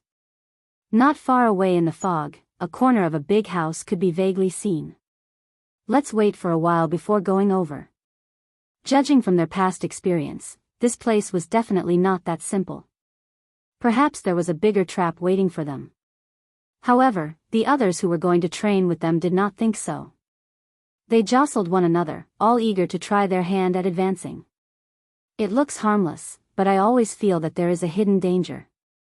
Against the Sky nodded in agreement. It was right to be cautious. There was nothing to be anxious about. If they were anxious, they would let the anxious ones go first. Look! What is that? Someone shouted excitedly. Most of the people in the other teams quickly walked forward and looked in the direction that the disciple pointed. Their eyes suddenly burned with a strange light. It was a dragon. No. It was not a dragon. It was a half-liquid dragon that was sparkling like pearls, like a winding stream. The whole body of the dragon was hovering on the corridor, extending to a place where the naked eye could not see clearly. As the breeze blew in, everyone could smell a refreshing fragrance. Against the Sky's eyes flashed. Against the Sky, against the Sky. Yes, I know. I know this thing. Against the Sky's expression was rather calm. His companions were very excited. Oh, is that so? What is that? What is it? Can we take it back? Strange. What's strange? What is that thing? Is it a good thing? Oh my God, the others are running over there. Hurry up and tell us. They had to hurry, it was not good to let others beat them to it. Against the Sky was indeed omniscient when it came to medicinal herbs. The strange phenomenon in front of them was indeed a medicinal herb that had long been extinct. This was the Jasper Sky Jade Dragon, which had long been lost in the world. It could be used as a catalyst for many legendary medicinal pills. It was not strange for the Jasper Sky Jade Dragon to appear here. This was a seabed tomb where rare treasures gathered. It would not be strange if there were some rare and lost herbs here. What she found strange was, why was this Jasper Heaven Jade Dragon so blatantly lying across this corridor? It was as if it had been waiting for them to come. It stretched out its hand and waved at them. Come on, come on. Come and collect me. Pfft! Against the Sky felt a little ashamed of himself for having such thoughts. Tian, hurry up. They're all gobbling it up. Against the Sky, who was still daydreaming, pointed anxiously at a disciple from another team. The strange disciple was greedily grabbing a piece of jelly-like semi-liquid and hurriedly shoving it into his mouth. What's the hurry? They won't be able to finish it in such a short time. Against the Sky glared at her. At this time, the first batch of people who had eaten the Jasper Heaven Jade Dragon had already sat down cross-legged, intending to adjust their breathing and absorb the energy. The little friend pointed at them and asked anxiously, what are they doing? Looks like he's about to advance. What? They're all going to advance? Is it because you ate this soft thing in big bites? Yes. Because of the Jasper Heaven Jade Dragon. Against the Sky smiled and said, its effect is equivalent to an advancement medicine. Of course, if it's made into a pill or medicine, the effect will be even more obvious. You saw it just now. That guy swallowed a big piece. It's equivalent to drinking a big bottle of Essence advancement medicine. Of course he's going to advance. It's just that this way, it's quite dangerous. Against the Sky looked at the meditating disciple with a smile that did not look like a smile. This Jasper Heaven Jade Dragon is indeed very good, but you can't eat too much of it. If you eat too much, your body won't be able to take it. You might explode from the inside. Because your essence, chi, and spirit cannot keep up with the speed of your body's explosive growth. Your current cultivation also cannot keep up with this kind of crazy speed of growth. Because you're advancing too fast, your strength is in chaos. The result is a bang. As soon as he finished speaking, that unlucky disciple exploded in front of everyone's eyes. Against the Sky's companions were speechless. They silently looked at their Tian, then swallowed their saliva and shut their mouths. There Against the Sky had just explained something, and there was a living example right in front of them. This was really too extreme. It was as if they were watching a live speech. Yes, an explosion. This lively example was actually used by Against the Sky to explain it to them. Immediately after, as if to prove how true Against the Sky's words were, many of the nearby disciples exploded one after another. From their bodies to their souls, everything was completely destroyed. The explosion was so loud that it was hard not to notice it.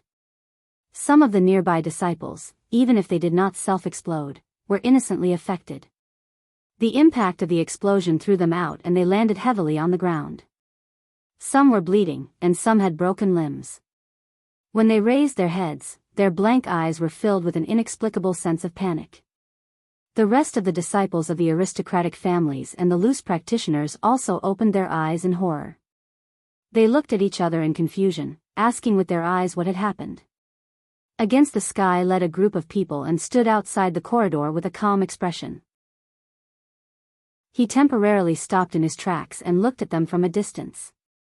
As the distance between the two sides was not too far, what happened just now, the tragic scene of those unlucky disciples exploding, was clearly seen by Against the Sky and his companions.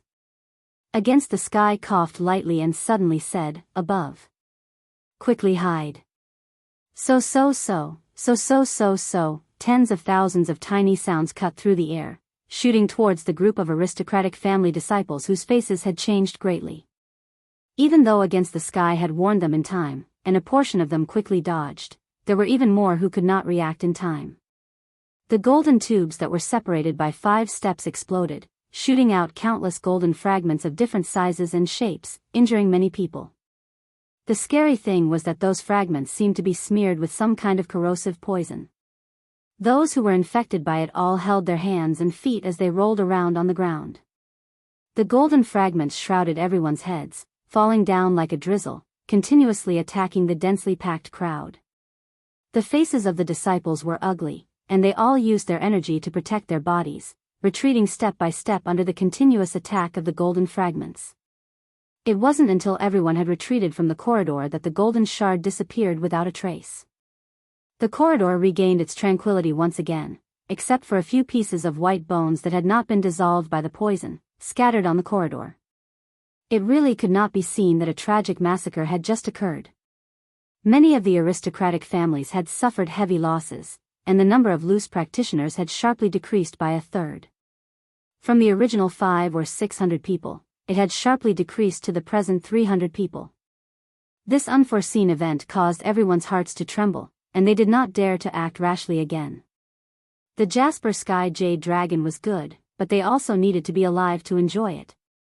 Everyone's footsteps were chaotic as they returned to the corridor, pairs of eyes only staring at the flowing, beautiful jade top-grade spirit medicine not far away. The feeling of wanting to go but not being able to was really terrible. These people looked at each other and stopped in their tracks. In the end, their eyes all fell on Against the Sky, wanting to see what this girl would do next. However, the strangest thing was that Against the Sky did not do anything. His eyes were only staring at the Jasper Sky Jade Dragon in the distance, and his body stood still for a long time, looking a little dazed. Suddenly, the hem of her skirt that covered her knees was forcefully pulled by someone. After a few more tugs, Against the Sky's attention was drawn back from the distance. Looking down, Against the Sky's eyes could not help but be surprised. Unknowingly, little Xiao had actually jumped to her side, tugging at her skirt with both hands, her little head raised high, and her eyes were watery. Little treasure? Against the Sky pulled her into his arms, and his expression could not hide his astonishment. How did you come out? Little Xiao clenched her little fists, and jumped in Against the Sky's arms with joy. The meaning was very obvious, showing that she jumped out of Against the Sky's portable world just like that. Damn, there was a space-time restriction here, and there was temporarily no way to overstep it. Against the Sky thought that after seeing this with their own eyes, her companions in the portable world must be very speechless about this child. Perhaps they were now cursing in their hearts. There are indeed no ordinary people around Black Phoenix, and all of them are so abnormal at this moment. The child stuck out her little belly, turned her head, and pointed into the distance. The direction that her finger was pointing, no matter how one looked at it, seemed to be pointing at the Jasper Sky Jade Dragon. Against the Sky suddenly had a bad premonition in his heart. Based on his understanding of this child, this little fellow was almost a master who would not come to the Three Treasures Palace for no reason. It seemed that every time she appeared, she had a goal. Cough cough, such as the unicorn, or the treasure beast, or the orchid stone fish, etc. Against the Sky blinked his eyes. Why did he feel a chill on his back? This troublesome brat, could it be that she wanted to? Seeing that she did not have any reaction, the child used her little hand to grab a strand of black hair hanging in front of her chest, and pulled her to continue looking into the distance. Uncle Master saw it. Little Xiao stretched out her little fist and wiggled her little body. Against the Sky helplessly put her down and followed her to the end of the corridor. Child, how many do you want? Everyone looked at her and little Xiao in a daze. They thought to themselves, is Against the Sky okay? She had clearly seen with her own eyes how the aristocratic family disciples fled from the corridor in a sorry state. Those broken corrosive golden fragments were not so easy to deal with. She asked the child how many Jasper Sky Jade Dragons she wanted in such a relaxed tone. Was this nature of her nature too much of a joke? A female cultivator stood at the side with an exceptionally cold expression. Her head and body were stained with a lot of dirt, and when she heard the question, she only sneered and did not say anything. She only stared at Against the Sky coldly, looking at Against the Sky as if she was looking at an ignorant lunatic who did not know the immensity of heaven and earth. Against the Sky turned to his companions behind him and forced out a smile. Cough, get ready. Everyone was stunned. Ready for what? Ready for a group fight. Against the Sky raised his hand and rubbed his aching forehead. Actually, the temptation of the Jasper Sky Jade Dragon was not that great to her.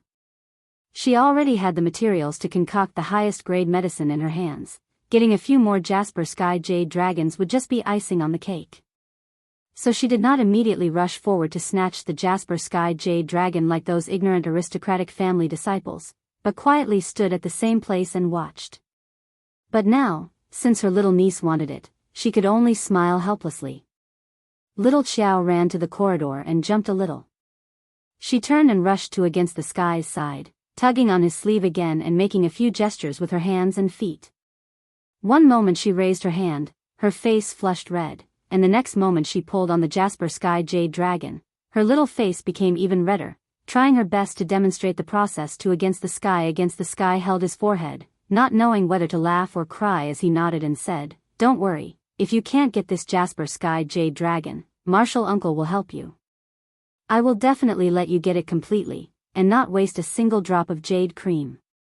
When the child heard this, only then did she feel relieved and nodded, raising a bright smile. The two of them, one big and one small, walked up the corridor just like that, under the watchful eyes of everyone who was about to pop out of the window. The two of them walked steadily to the Jasper Sky Jade Dragon that was crawling on the ground, wriggling forward with seemingly no end in sight. Little Xiao stretched out 2 fingers and threw out a square jade tablet. On top of it was drawn with strange runes in cinnabar. The moment the jade tablet was thrown out, it immediately released a burst of scarlet red light, enveloping the entire corridor within it. Everyone's gaze immediately focused on the jade tablet that was floating unsteadily in the air, not knowing that it was a storage talisman. Their gazes turned from bewilderment to deep astonishment.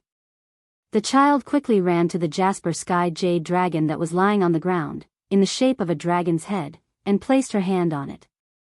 In an instant, the golden tube that was suspended 5 steps away from the Jasper Sky Jade Dragon exploded once again.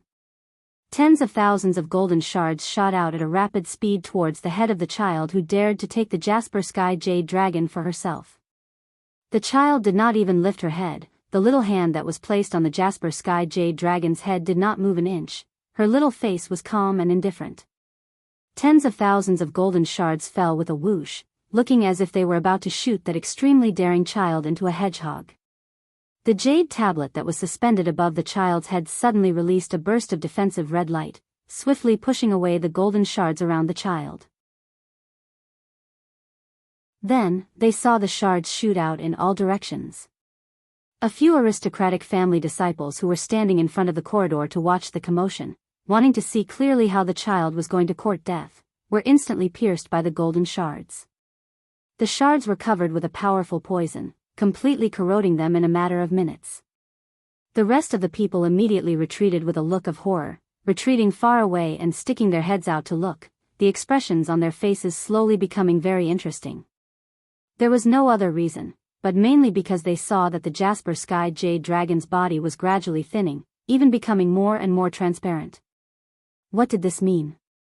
It meant that the Jasper Sky Jade Dragon was being continuously absorbed into that daring child's personal storage container.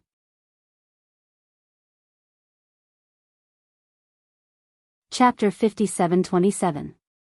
Everyone had discovered the elixir together. How could that strange child take it for himself? The female cultivator, who had been standing at the side with hatred in her eyes, bit her lip hard.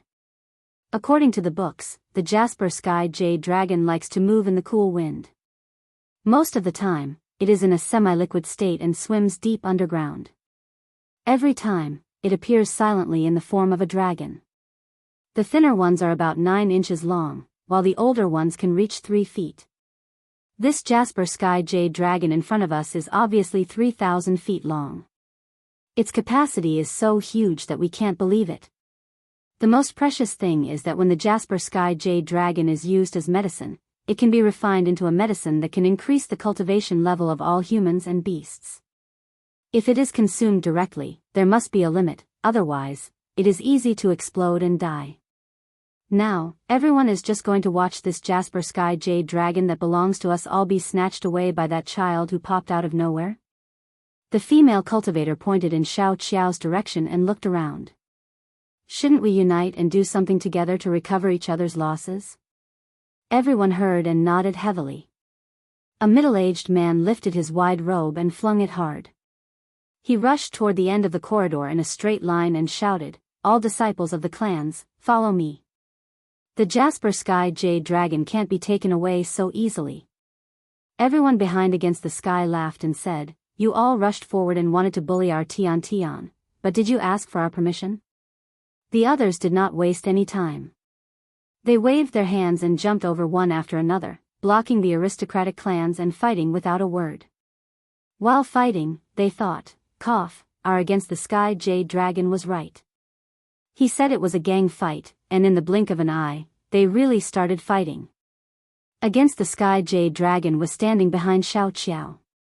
He narrowed his eyes and turned to look at the noisy crowd at the other end of the corridor.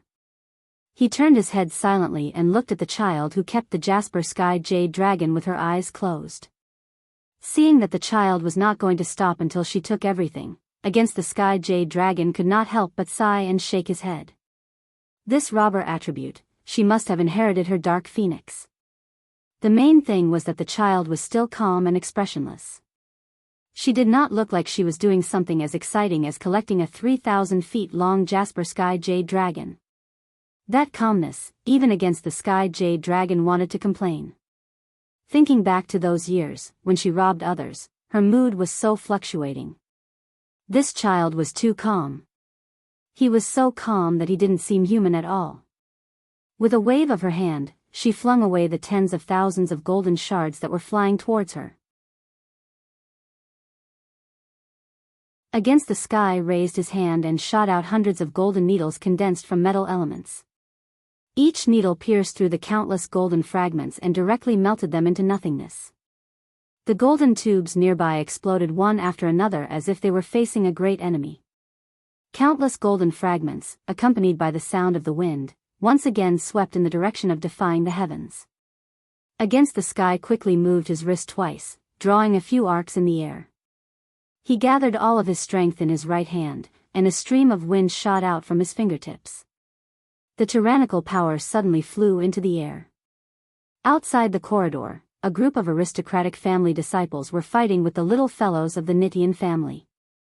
Suddenly, there was a muffled buzzing sound, and the entire corridor was shaken into pieces.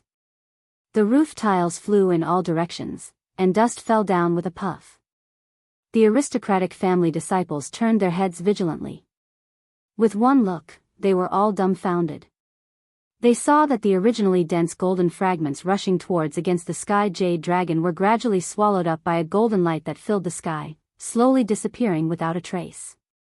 The golden fragments that had just killed them until they were crying for their parents, why were they not effective on Miss Qin? The golden tubes that were 5 steps apart suddenly seemed to have lost their traction. One by one, they fell to the ground like piles of scrap metal. "Bastard, you dare take them all away?" Everyone's eyes were red with anxiety. They glared angrily at little Qiao's back, wishing that they could shoot a few holes in it. Seeing that they were being obstructed, the aristocratic family disciples didn't care too much. They all surrounded her. A family head shouted, "All disciples, listen to my order. Set up a defensive array." With a wave of his hand, dozens of swords flew out, surrounding Against the Sky Jade Dragon and the others. That family head took advantage of the moment when everyone was in a flurry to rush out, and in an instant, he was in front of the corridor. Without thinking, he pulled out a shining black sword from his sleeve and stabbed it towards Against the Sky Jade Dragon's shoulder. This Qin Nidian who ruined everything should have died long ago. The family head's eyes were filled with deep anger. His entire body was like an arrow that had left the bow, flying straight towards Against the Sky Jade Dragon's shoulder. Against the Sky Jade Dragon tilted his head slightly, and in an instant, he dodged to the side. However, the moment she turned her head, a silent sleeve arrow flew out from the side and blew towards her left shoulder at an extremely fast speed. Against the Sky Jade Dragon frowned. His eyes flashed as he looked towards the female cultivator who thought that she had hidden well in the crowd. This female cultivator had previously encouraged everyone to come forward, and this time, she had been waiting quietly outside the crowd. Against the sky, Jade Dragon was almost shot by her. She was extremely sinister. Qi Nitian's eyes flashed with anger, but before she could do anything, before he could react, he saw little Qiao jump up as if she had been pricked by a needle. A pair of dark eyes bloomed with a fiendish anger. The female cultivator thought that she had hidden well, but who would have thought that her every move was already exposed in front of everyone? She retracted the hand that had shot the arrow, and in a daze, she felt a shadow move in front of her. A small hand as white as jade suddenly appeared in front of her eyes and pierced through her left shoulder at the speed of lightning. Ah! The female cultivator screamed in pain. Her entire body trembled, and her body subconsciously shrank back. Unexpectedly, the person followed her like a shadow. 5 ruthless fingers pierced through her left shoulder, and at an extremely fast speed, heavily pinched her shoulder blade. At this time, everyone could clearly hear the crisp sound of bone cracking, and a thick chill rose from the bottom of their hearts. The female cultivator's screams fell into everyone's ears. The sound was extremely sharp, and everyone felt that their ears were being pierced by the sharp screams. But the chill in the depths of their hearts did not lessen at all. Especially they saw that the child who did it had an expressionless face from beginning to end, like a ruthless killing machine. When that pair of pitch-black, cold eyes swept over them without any ripples, everyone's hearts inexplicably thumped. Damn, they were actually stunned by the eyes of a child? It was a bit embarrassing to say it out loud, and no one would believe it. Everyone present came back to their senses, and at the same time, this thought floated in their minds. Only the female cultivator could clearly smell the scent of death approaching. The small hand that pierced through her shoulder seemed soft and weak like tofu, but it was actually harder than diamond. It crisply crushed her shoulder. At this time, she did not know that Arbor had attached a diamond talisman to his hands, so her feeling was not wrong. This pair of hands was indeed comparable to diamond, unbreakable. Pain. The female cultivator's body was half bent, and cold sweat dripped down from her forehead. This kind of pain of being pierced from the inside out, and the pain of having her bones crushed, could only be felt by experiencing it firsthand. She looked at the little girl standing in front of her with a frightened expression. That child's height did not even reach her waist. She was thin and small, and looked white, tender, and slender. However, in this small body, there was actually such a cruel and tyrannical power. The child glanced at her and carefully studied the expression on her face for 3 seconds. Suddenly, she reached out and swiped at the void, and slowly pulled out a sword from a shadow of light. When the large sword was slowly pulled out of the void, the female cultivator clearly felt her body unconsciously tighten. Her nerves were stretched taut, and she felt an extremely terrible danger from the bottom of her heart. She looked at the little girl in front of her with a panicked expression, and at the first moment, she cleverly read the words, "Cut the weeds and dig up the roots," from the little girl's dark eyes that were like an ancient well. That's right, if you cut the weeds and dig up the roots, they will grow again when the spring breeze blows. The child saw a trace of revenge in the female cultivator's eyes. If she did not kill her now, there would definitely be complications in the future. Although the child did not say anything, the flowing silver light in the depths of her withered eyes told others so. So scary, the female cultivator trembled. This little girl was only 6 or 7 years old, but she was unbelievably ruthless. Since when did all the children in this world become so terrifying?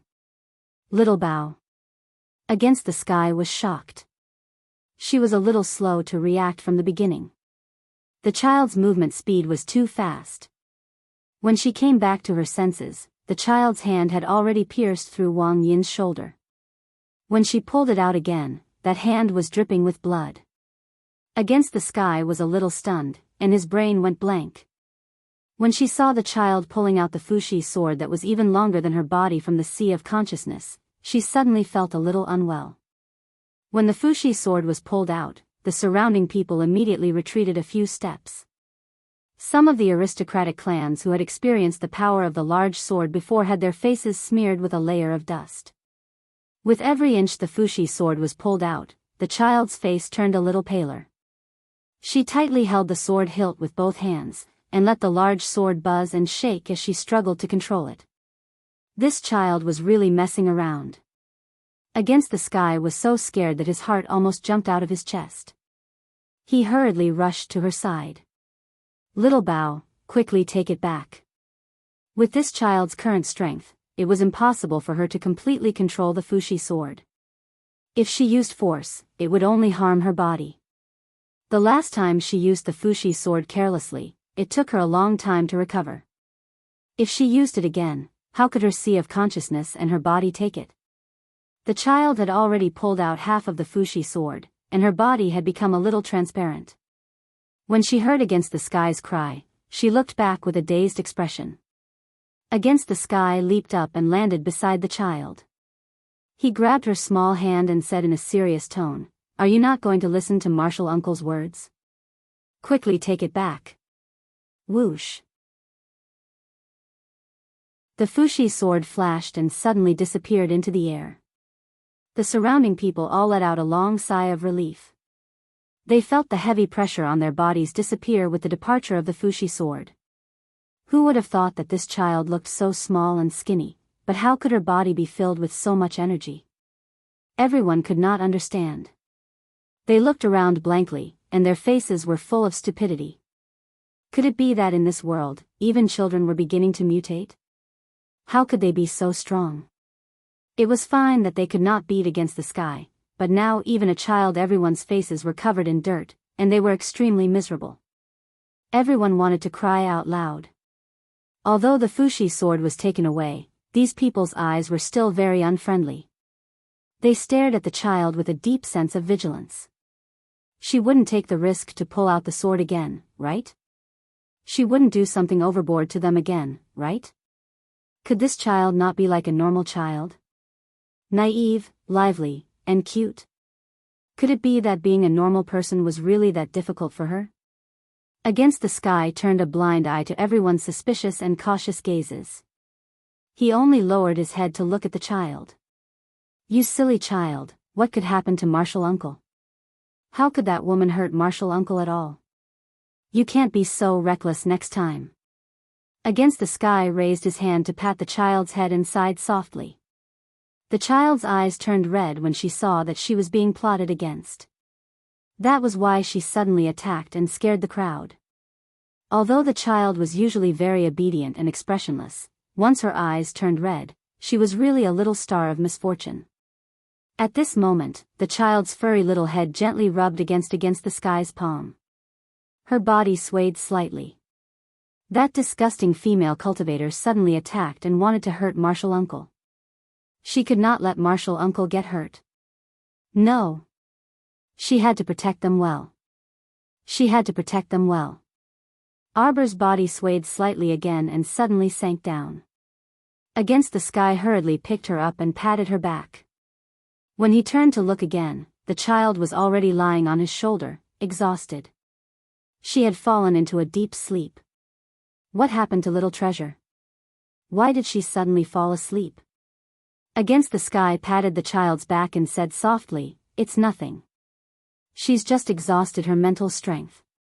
Her two thin curved eyebrows frowned slightly. She looked at the child's pale body with some worry. Perhaps after this trip was over, it was time to discuss with Xian Huang how to send the child back to where she came from. Otherwise, her missing soul would always be incomplete and cause great harm to her divine sense and body if she drifted outside for too long. Especially when this child was so reckless. She often used up a lot of mental strength to try to control the huge antique Fushi sword.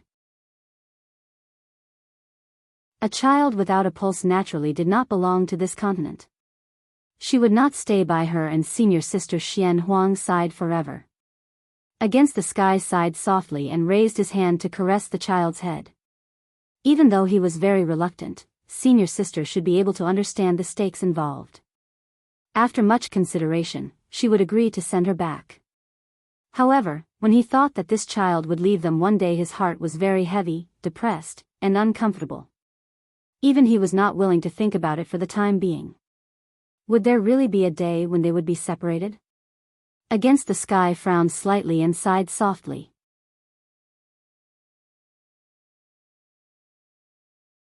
Chapter 57:28. Against the Sky was clear about Xiao Mu's attributes. This child was usually quiet and obedient, but she had a heart that could sense all kinds of treasures. Don't laugh when I tell you this. No matter where the treasure was hidden, this child seemed to be able to sense it immediately and find it with a single glance. For example, a few days ago, Against the Sky was having a life and death battle with his opponent. The little girl was wearing a white dress. She propped up her chin and looked up at her opponent. She just squatted there quietly and appeared at an inopportune time, giving everyone a fright. When Against the Sky saw the corner of his opponent's mouth twitch, he reflexively kicked the child. Xiao Bao. Against the Sky was so frightened that his face changed. He immediately rushed towards the child. But how fast was the other person's kick? It was about to land on the child's head. With that kind of strength, not to mention a delicate and weak little girl, even if it was a burly man, his head would probably explode from the kick. So without any suspense, this kick to the head meant that the little girl would definitely die. But, crack. Ouch, the person who kicked the girl let out a shrill cry. His whole body jumped and landed on one leg. He jumped back a few steps and swayed, almost falling to the ground. Looking at the right leg that he used to kick the other person, it was now twisted abnormally. It was obviously fractured. Everyone stared dumbfoundedly at the little girl who was still squatting on the ground. Her head turned in a circle as she stared at the other person. Her expression was as innocent as it could be. In the next second, the nimble little figure moved. In a flash, she was in front of the other person. A pair of seemingly delicate and flawless hands grabbed at the person's legs. She was really grabbing. Who would have thought that such a pair of small hands that were even more tender than tofu would have 5 fingers as sharp as steel claws when they landed on the legs? The person was so frightened that his face turned green. He had no idea where this monster had come from. At such a young age, she was exuding such a terrifying fighting spirit. Crack. The leg bone made a mesmerizing sound again. The little guy grabbed onto his leg and swung his body back lightly. Then, he leaped into the air and extended his hands towards the unknown egg that the other party was hugging. Noticing the little girl's intention to rob him, he subconsciously hugged the unknown blood-marked egg tightly in his arms and roared anxiously, "What are you doing? Robbing in broad daylight? Fuck. Where did you learn such a tyrannical bandit style at such a young age? Others were just looking for this egg, and you appeared like a ghost. Moreover, you came with such a pure purpose of robbery." The little girl didn't give him a chance to react. Her pair of small and tender hands, which were like steel plates, suddenly turned around and slapped the old man hard across the face. Crack. The man suddenly realized that half of the bones on his old face seemed to have cracked from the middle. Against the heavens. Fuck, although it looked very cool. However, Defy the Heavens could not help but frown at the little guy's reckless act of robbing. In the blink of an eye, Against the Sky had already swept behind the little fellow. The rest of the people were still shocked by this unforeseen event and had yet to recover from their shock. They couldn't be blamed for being so surprised. Indeed, the little girl looked too small. However, it was this soft and tender little ball of glutinous rice that actually broke that old man's bones time and time again. If they hadn't seen it with their own eyes, they would have thought it was a fantasy. It was simply unbelievable.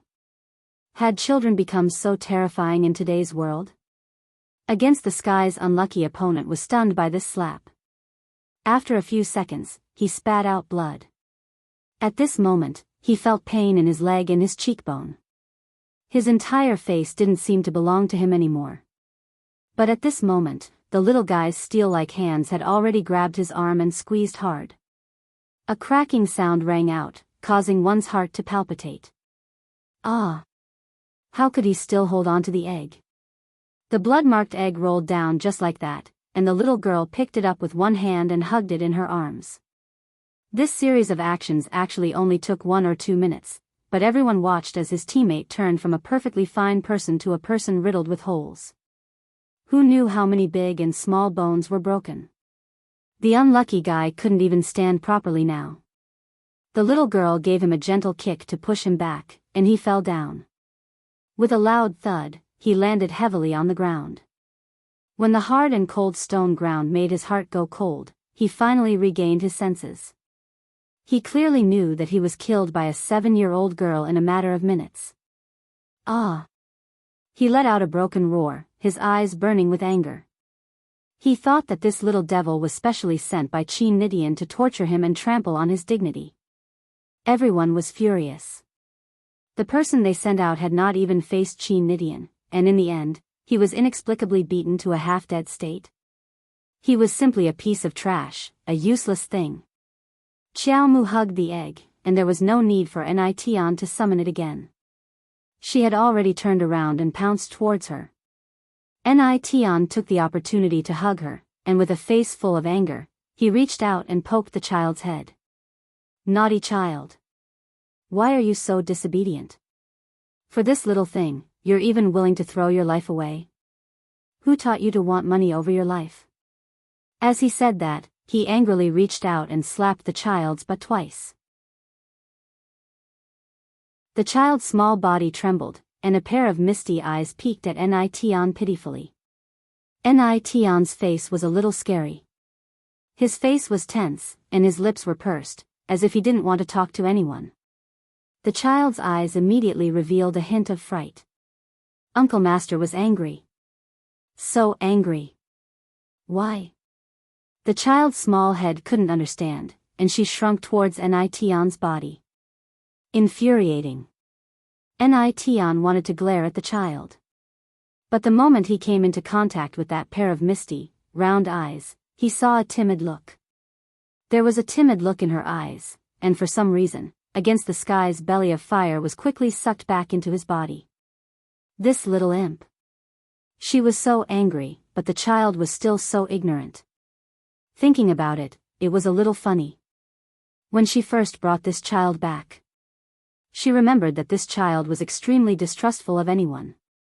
Her small face was as dull as a woodcut, and her eyes contained no one. According to Xian Huang, this child didn't have any living things in her eyes. She was like a life killer who had climbed up from the depths of hell. When she looked at you with her dark eyes, it made your hair stand on end. But now, she was obviously much livelier. Look at this rosy little face, moist and watery, and her eyes seemed to be able to talk. She even knew how to make her unhappy and show a timid expression. She even knew how to carefully fawn on her and smile foolishly. For a moment, Nidian couldn't help but laugh. Forget it, forget it. He couldn't be too harsh on her. Who else could he blame? If there was someone to blame, it was Xian Huang's fault. She raised this child to be such a bandit. The little girl leaned in her arms, still hugging the egg tightly. Secretly, she tried to figure out if Martial Ant was angry. Her little hand couldn't help but rub the egg. Egg, you have to work hard.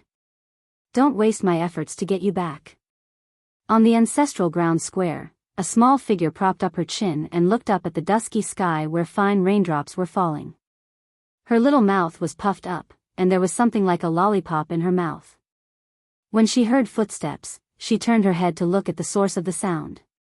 The girl looked at the brat in front of her, and the corner of her mouth couldn't help but twitch. Before Miss Nidian went into seclusion, she entrusted this child to her. But this brat's expressionless little face was really hilarious. At such a young age, she was so old. No matter how she teased her, she still didn't make a sound. If the brat was annoyed, she would definitely roll her eyes and turn her head away, too lazy to bother with you. Xiao Bao. The girl ran forward with a smile like a flower, reaching out to hug her. The brat looked at her with disdain. She moved her little butt, and the egg under her butt also moved. The girl was speechless. How did it feel to be disdained by a brat? Moreover, what was the situation with this child? She was squatting here and incubating the egg day and night to be precise. The place where the child was squatting, according to her grandfather, was the place with the densest spiritual energy in this area. Ever since Miss Nition went into seclusion. Needless to say, the spiritual chi was all absorbed by the eldest Mississippi. The other disciples, including the elders who were in seclusion, came out to look at the sky in confusion. After asking, they found out that it was Miss Nition's doing. Everyone was speechless. And the place where the child was squatting now was the only place where there was still some spiritual energy left then. She would incubate the egg here when she had nothing to do. She didn't even want to eat the food she was incubating. The girl wanted to persuade the brat to eat again as an ant. Unexpectedly, the child took out a wooden board from her side, took a piece of white paper and stuck it on the board. She wrote a few big words and poked the board in front of her eyes with her little paw. The girl was so angry that she laughed. What the hell? The brat wrote, "Don't bother me." This child was so smart, she could definitely speak. The girl felt this from the bottom of her heart. She couldn't help but poke the child's tense little face. "Xiao Bao, tell big sister, are you incubating the egg here?" The child looked at her with a "you already know the answer" expression and looked at her with disdain. She started to miss Master and Martial Uncle's world. The spiritual energy in that place was many times denser than this damn place. In addition, this place was empty and sparsely populated. Sometimes, when she didn't want to talk, she could just stay in a random place. Other than Master and Martial Uncle, no one could find her. The child didn't know that Nition had deliberately left her in the clan to interact with people. It wasn't good to let the child stay in the world all the time. It wasn't good for her physical and mental health development. It was better to stay in a place where people gathered and let the child interact with more people. It would be best if she could become more cheerful and not be so gloomy all day. At such a young age, her personality was like that of 70 or 80 years old grandparents. She didn't know how long Martial Uncle would be in seclusion for. The child supported her little chin with one hand and sighed to the sky with a helpless expression. She hadn't seen her brother for a long time. She didn't know that he was bored in the world. The girl almost went crazy from laughing. Why was this child so funny? With a stoic face and a speechless expression, who taught her that? Xiao Bao. How about this, big sister will bring you to eat now. After eating, let's have a good sleep. Then we'll come here to incubate the egg. What do you think of this suggestion? Not good. A wooden board with white paper written on it was raised. The girl's mouth twitched and she couldn't help but laugh. How can you grow if you don't eat? You can't always stay here to incubate the egg. The little girl ignored her. Xiao Bao, then tell big sister, what egg is this? Tell big sister will give you candy. The child looked at her with disdain and casually pulled out the lollipop from her mouth and waved it in front of the girl's eyes. A strange fragrance wafted over and the girl's eyes widened. Her originally indifferent gaze suddenly landed on the lollipop in the child's hand. The child hurriedly stuffed the lollipop into his mouth and looked at her with vigilance. The girl's mouth twitched and she suddenly had the urge to burst out laughing. Oh my God, do you think I'm going to snatch your lollipop with saliva? Although that medicinal candy smells very fragrant and its effects are definitely not ordinary, this doesn't mean that I'm going to snatch food from your saliva. This candy is clearly made with all kinds of top-notch medicinal herbs.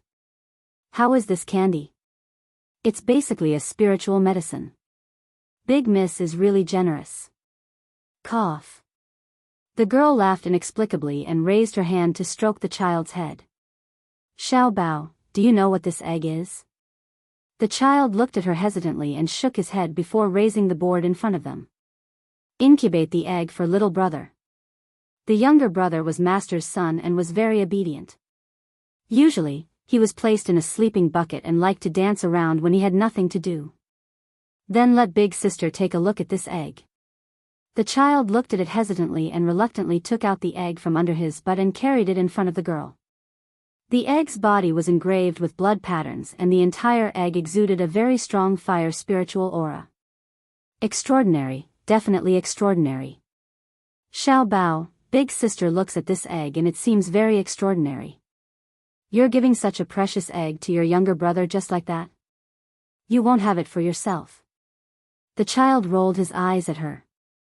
Swish, swish, swish. The child wrote a few more words as a perfunctory answer. The whiteboard wrote, I have to find a demon god to look after my younger brother. Otherwise, he will be snatched away by others. The girl, all right, hurry up and leave. Don't bother me, I still have to hatch the egg. This time, the child didn't write again and only used his eyes to condemn her. All right, all right. Since you don't want to leave this place, how about big sister make some food for you to eat? The girl looked at the child lovingly and subconsciously reached out to stroke his little head. This child was too adorable. Just looking at him made one want to dote on him. The child looked at her and finally couldn't stand the girl's nagging and nodded his head reluctantly.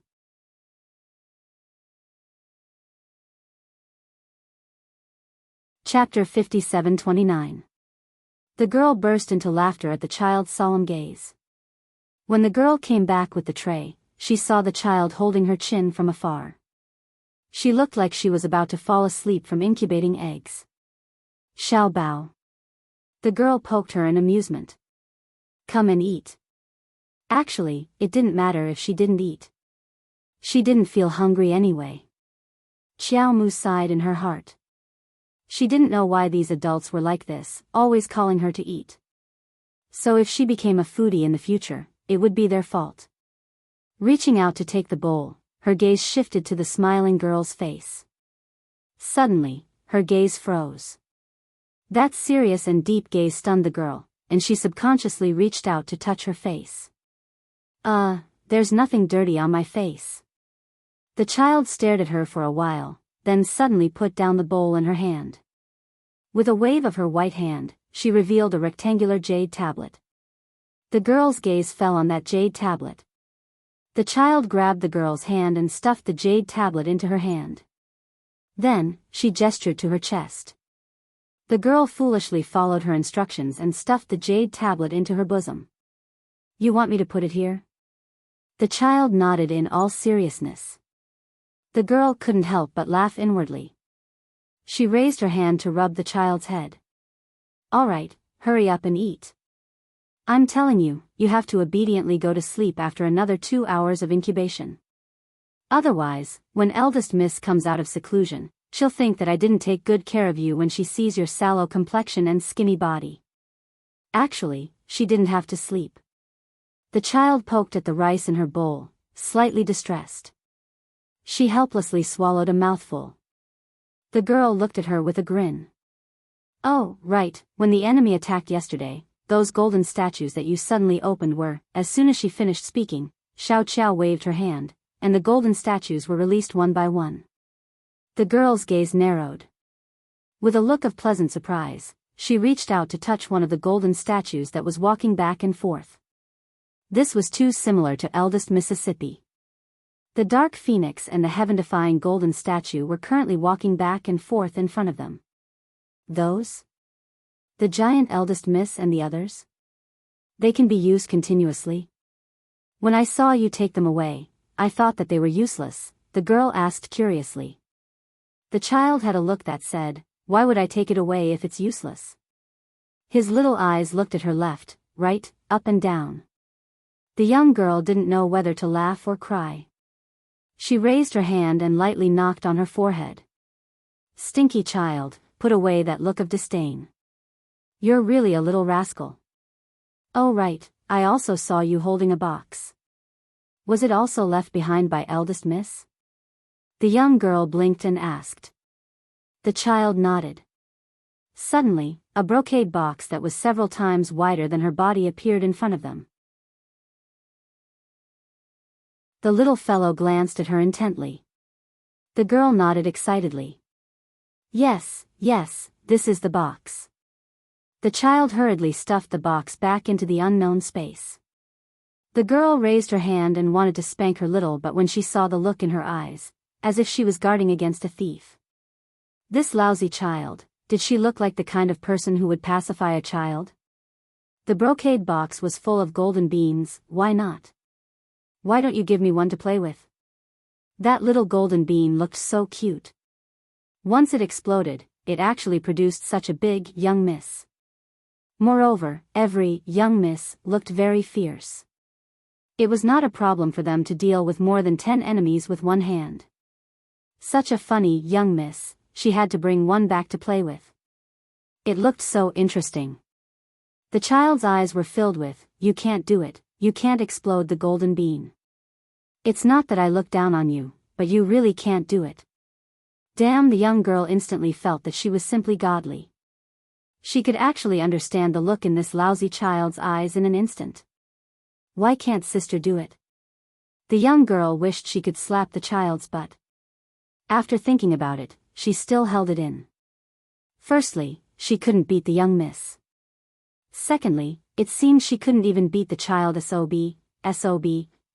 the child's expression of, "You think you can do it, but you can't do it at all," made the young girl grit her teeth. She looked at the child with a smile.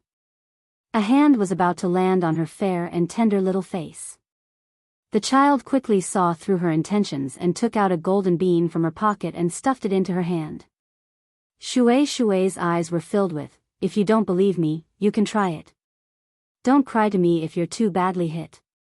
The young girl, "I don't want to understand the meaning in your eyes at all." Although she couldn't completely read the meaning in her eyes, she didn't think she was blind, so she could still understand the disdain in her eyes. She angrily snatched the golden bean from the child and looked at the round little thing in her palm. She chuckled and looked at the child again. "If sister throws it down, will the young miss be able to come out immediately?" Hee hee. Don't think that I don't know that behind your hee hee is absolute disdain. This requires the power of the metal element to open. Her grandfather's loud laughter came from the side. The young girl turned her head and saw her grandfather walking over with a smile on his face. His gaze fell on the golden bean in her hand and he nodded excitedly. I really didn't expect that the young miss had already made so many preparations before she went into seclusion. The handful of golden beans that the baby scattered yesterday required the power of the metal element to open, although I don't know what kind of divine artifact this is, it must be extraordinary. The young girl's expression was serious.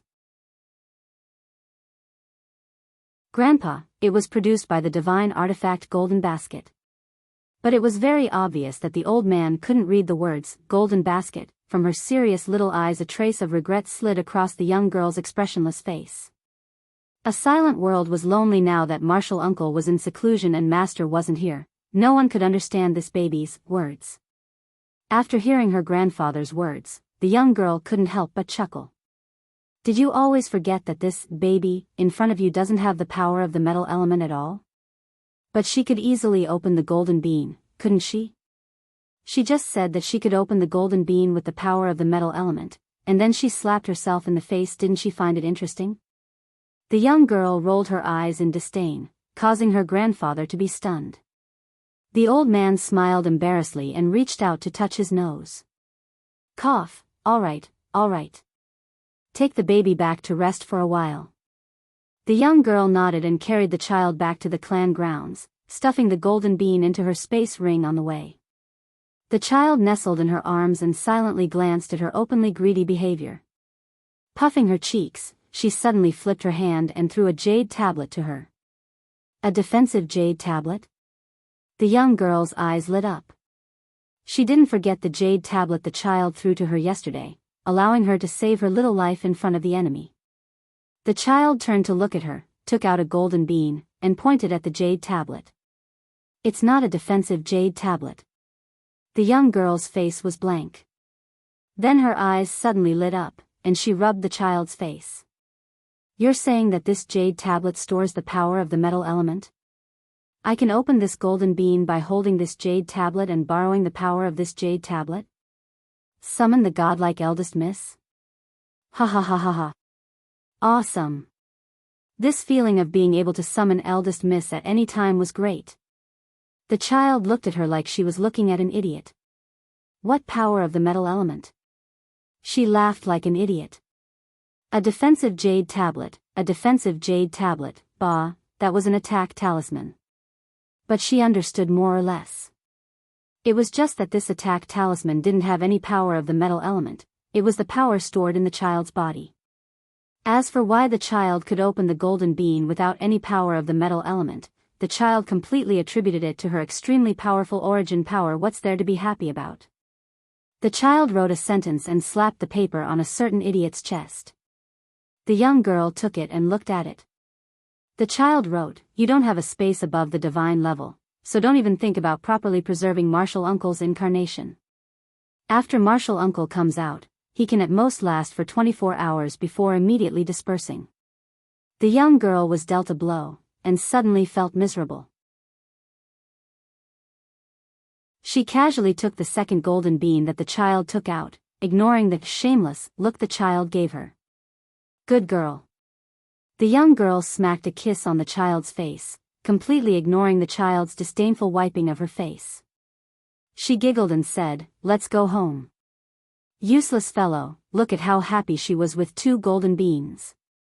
The child wiped her face in disdain for a while, then silently rolled her eyes at her. Then, she reached out and threw her a small bag. The young girl opened it to take a look. There were at least 20 golden beans shining brightly in front of her eyes. She was so moved that hot tears were about to fall.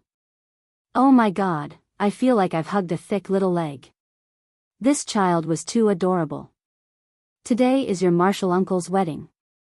There will be a banquet in the main hall tonight. Today, don't hatch the eggs. Be good, we'll go back after we eat." Xian Huang held the child's hand with one hand and looked down at the wooden face of the child. She sighed softly. Come, come." Xian Huang waved at the little girl who was holding her hand. The 2 little girls were slightly older than Xiao Mu. Seeing this, they ran over. Xian Huang smiled and pulled the 2 little girls over. "Later at night, we'll be very busy and won't be able to take care of you. You have to take good care of Xiao Bao and watch her. Don't let her run away alone." This child's whereabouts were very strange.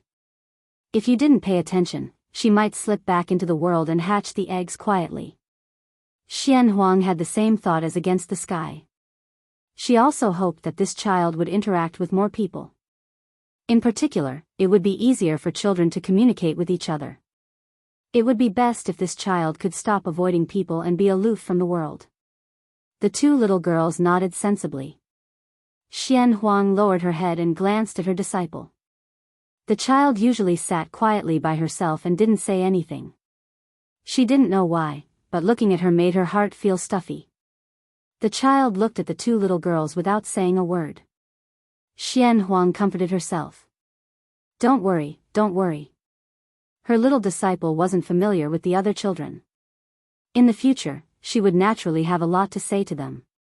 Xian Huang comforted herself along the way, but she seemed to have completely forgotten that her little disciple didn't seem to have spoken to anyone from the beginning to the end. She was already used to using pen and paper to replace the technical work of speaking. Xiao Mu looked up at her master. Xian Huang's beautiful little face stiffened. "Anyway, you can't hatch the eggs today." This child was going to hatch the eggs in the world.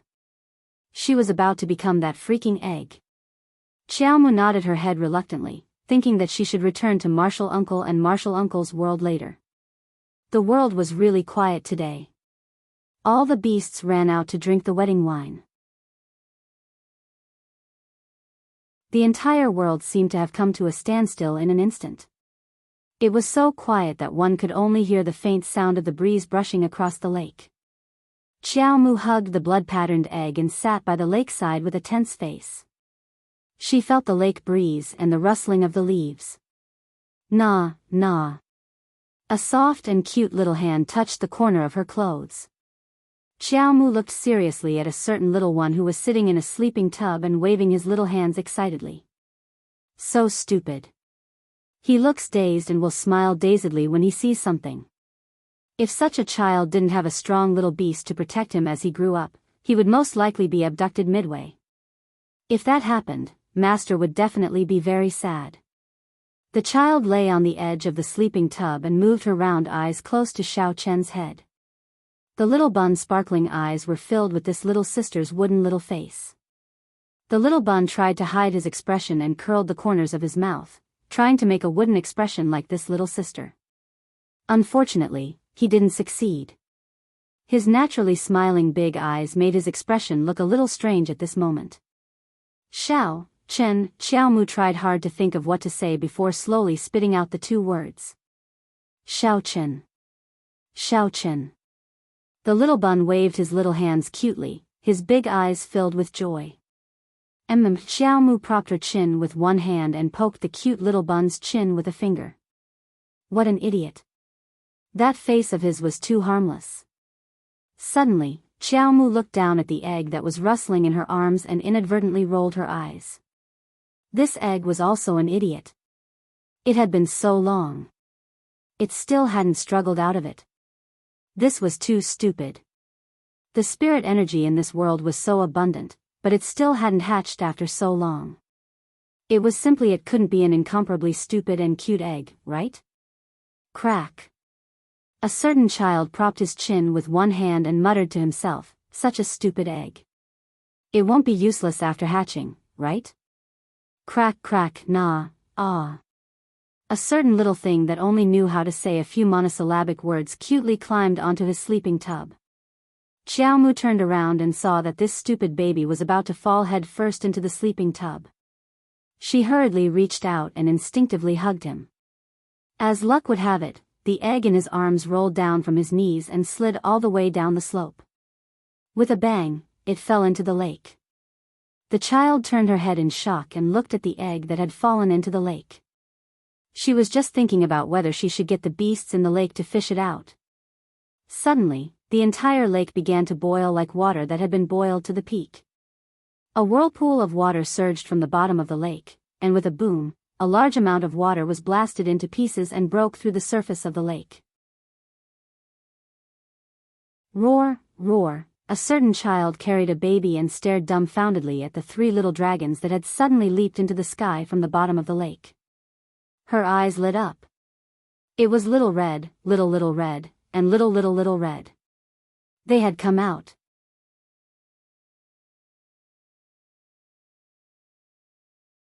Chapter 57:30.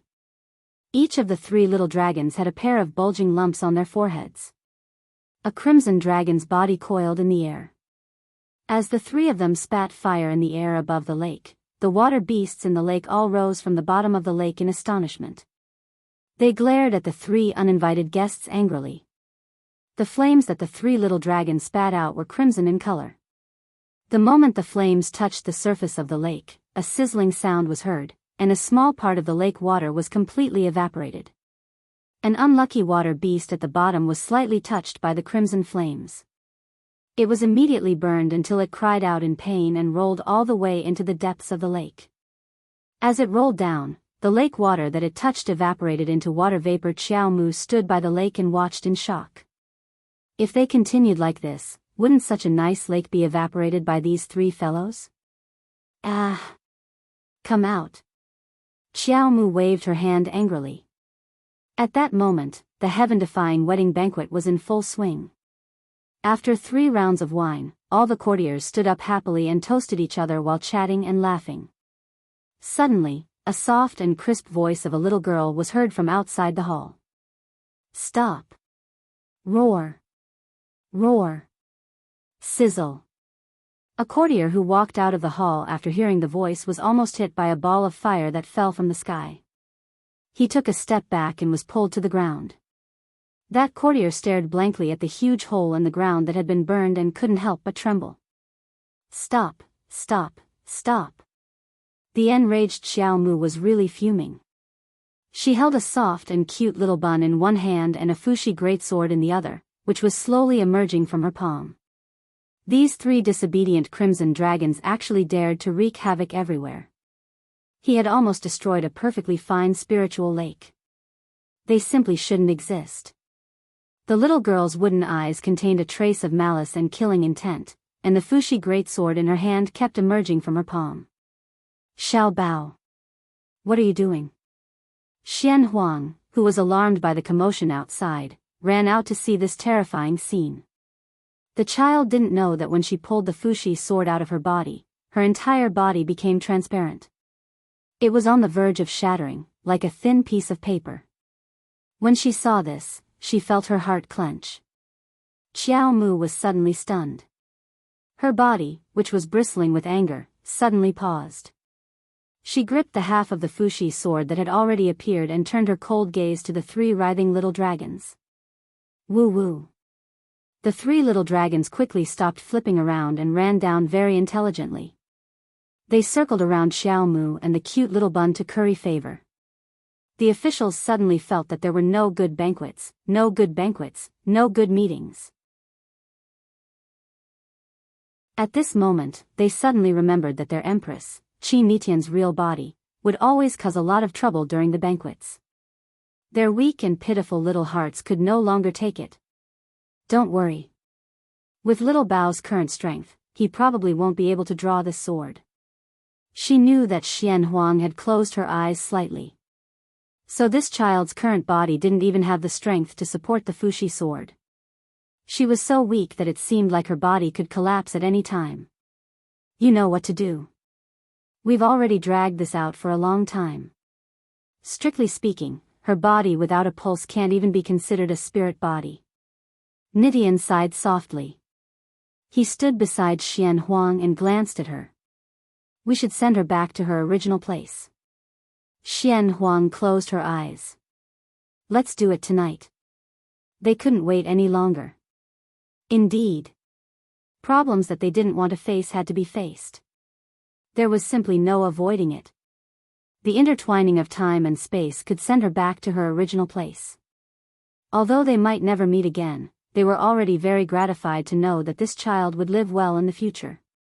Night. Xiao Mu stood in front of a misty forest with a confused expression. She completely didn't understand what master and martial uncle were doing. Instead of sleeping at night, they brought her to a forest that she didn't even recognize. What were they trying to do? Tonight, Xiaochen seemed to be a little impetuous.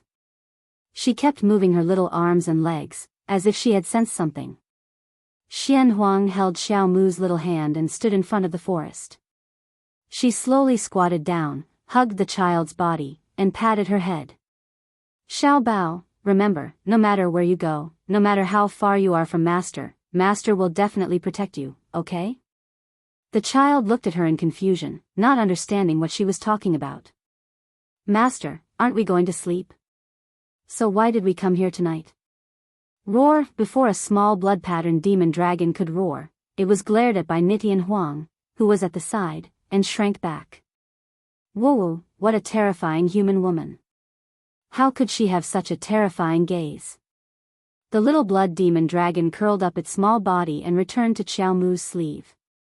The other 2 demon dragons laid on Xiao Chen's head, lazily basking in the moonlight, ignoring their silly brother.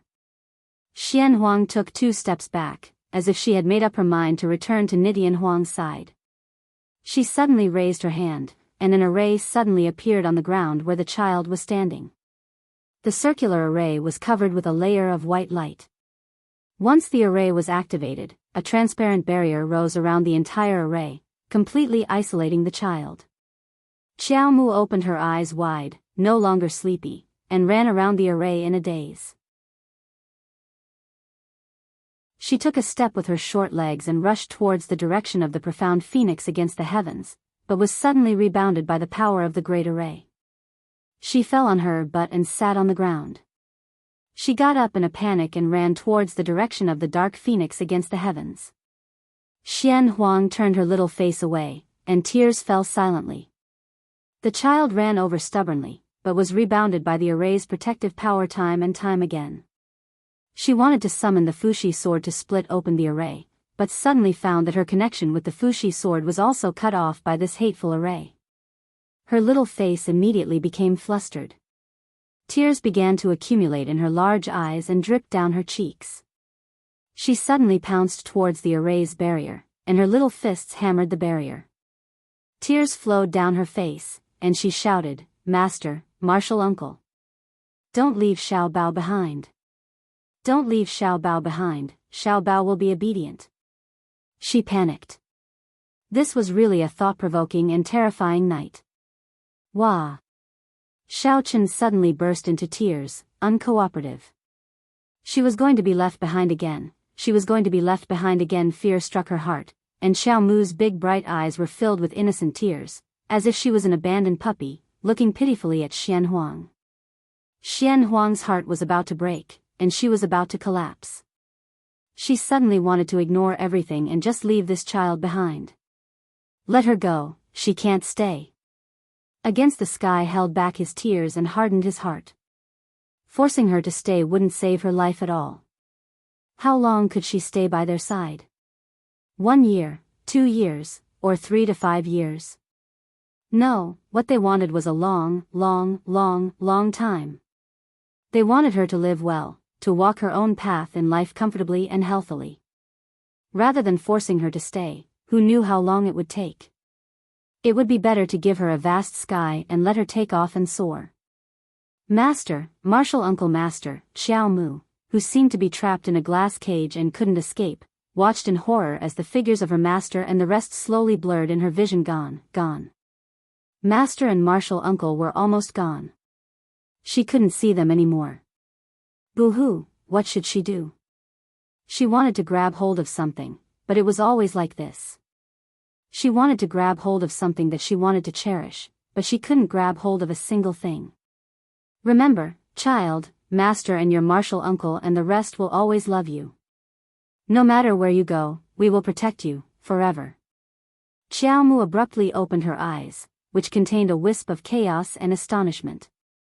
She stared blankly at the ceiling, unable to stop. Jojo, you're awake. A young woman pushed open the door and entered. She sat by the bed with joy in her eyes and gently pulled the dazed child into her arms. Jojo, you accidentally rolled down the hill in front of the school 3 days ago, and you were unconscious until today. You really scared me to death. Jojo? What's wrong? Are you still feeling unwell? The woman looked at her daughter, who was staring blankly at her, in astonishment. Her daughter's watery eyes were red and pitiful, and tears fell quietly. The moment Arbor spoke, she felt as if her whole body had been run over by a car 3 times. It was very oppressive and uncomfortable. Inexplicably, tears began to fall uncontrollably. She looked at the woman sitting by the bed and murmured softly, "Mother, I seem to have forgotten something very, very important." Forgetting made her feel very, very uncomfortable. She kept feeling that she had forgotten something very, very important.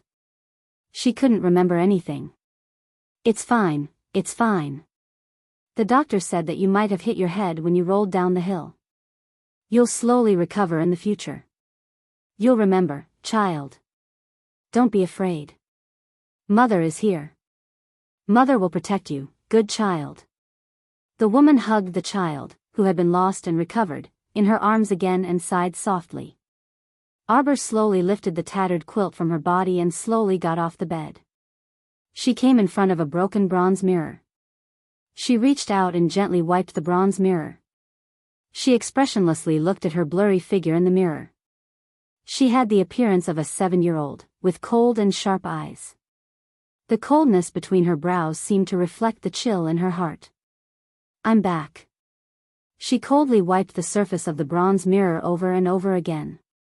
Fan Xiuhe, you didn't expect that I, Arbor, would return one day. Are you prepared to die? All my enemies hiding in the dark, wash your necks clean and pay the price with your life. I'm back only to grow better. My path, even if it's full of thorns, must be paved with blood.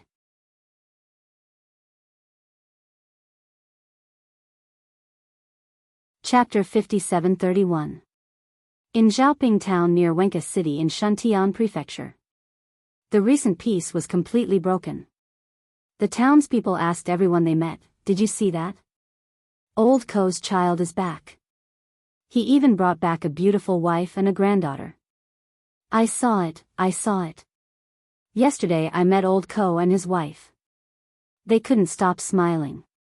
Oh, they're so happy. I didn't expect old Ko and his wife to be so successful. Their son is so promising. No one could have imagined that things would turn out like this. Xiaoping Town's Ko family branch was living such a prosperous life, but Shantian Prefecture's Ko family branch was not doing so well. Ever since Little Fatty's parents were taken away by the Ko family many years ago and were rescued by Little Fatty. The Ko family head's son, Ko Hongzhen, had his arm cut off by Little Fatty. Not long after, he died. Of course, the Ko family head couldn't take this lying down and wanted to find trouble with Little Fatty. He didn't expect that someone would find trouble with him again and again. Someone set up a talisman array in their Ko family and imprisoned them for more than 10 days. After that, the Ko family head didn't dare to make a sound, and didn't dare to find trouble with Little Fatty. The Ko family was originally an ordinary family in Shantian Prefecture. After a series of blows, the Ko family head also became ill. These years, the Ko family didn't manage well, and their business also slowly declined. Today's Ko family was almost about to scatter. There weren't many disciples in the family, and those who could leave had all left. But in this remote branch of the Ko family in Xiaoping Town, a pair of rural villagers, their son was amazing. Now his cultivation was said to have broken through to the 5th level of the god realm, and his wife was also a god-tier master. This was a terrifying existence for the practitioners in the middle 6 prefectures who were generally in the spiritual realm. And it was said that with his cultivation, he could do whatever he wanted in the divine continent. Recently, the townspeople and even the mayor went to Little Fatty's father's house 3 times a day to give gifts. That eagerness really made it seem as if they were welcoming a certain Prince Qi Xianxian hugged her little girl and looked at Little Fatty's wrinkled little round face with amusement. What's wrong? The couple wandered around the town with their daughter. Along the way, people were constantly attentively serving them tea and water. Haze, these people are too passionate. Little Fatty was at a loss of what to do. In fact, these aunts and uncles in town had watched him grow up, so there was no need for them to be so eager. Forget it, we'll be staying here anyway. After a long time, they will get used to us. Now, it was only because they hadn't seen each other for a long time that they were so enthusiastic. The little girl in his arms was about 2 or 3 years old. Her head was as round as a glutinous rice ball. Her watery eyes stared at her parents as she shouted, "Mother, Mother, I want to go back and see Big Brother. I've made an appointment with Big Brother. I'll definitely go back within a year." Qi Xianxian smiled and patted the little girl's head. "Not recently. Nyangqin and Papa will stay here to accompany your grandparents. Could it be that Nan Nan doesn't like grandfather and grandmother?" "I do." The little girl nodded vigorously. If grandfather and grandmother knew that Nan Nan wanted to leave them, they would be sad. Then what should we do? Little Nan Nan's face scrunched up into a ball. All right. When we settle down, we can invite your big brother over to play." "Can I?" "Of course." Qi Xianxian smiled and patted her daughter.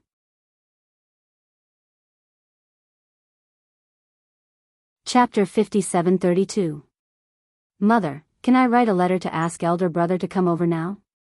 Qi Xianxian could not help but laugh. "You child. Your elder brother, uncles and aunties went to the sacred region.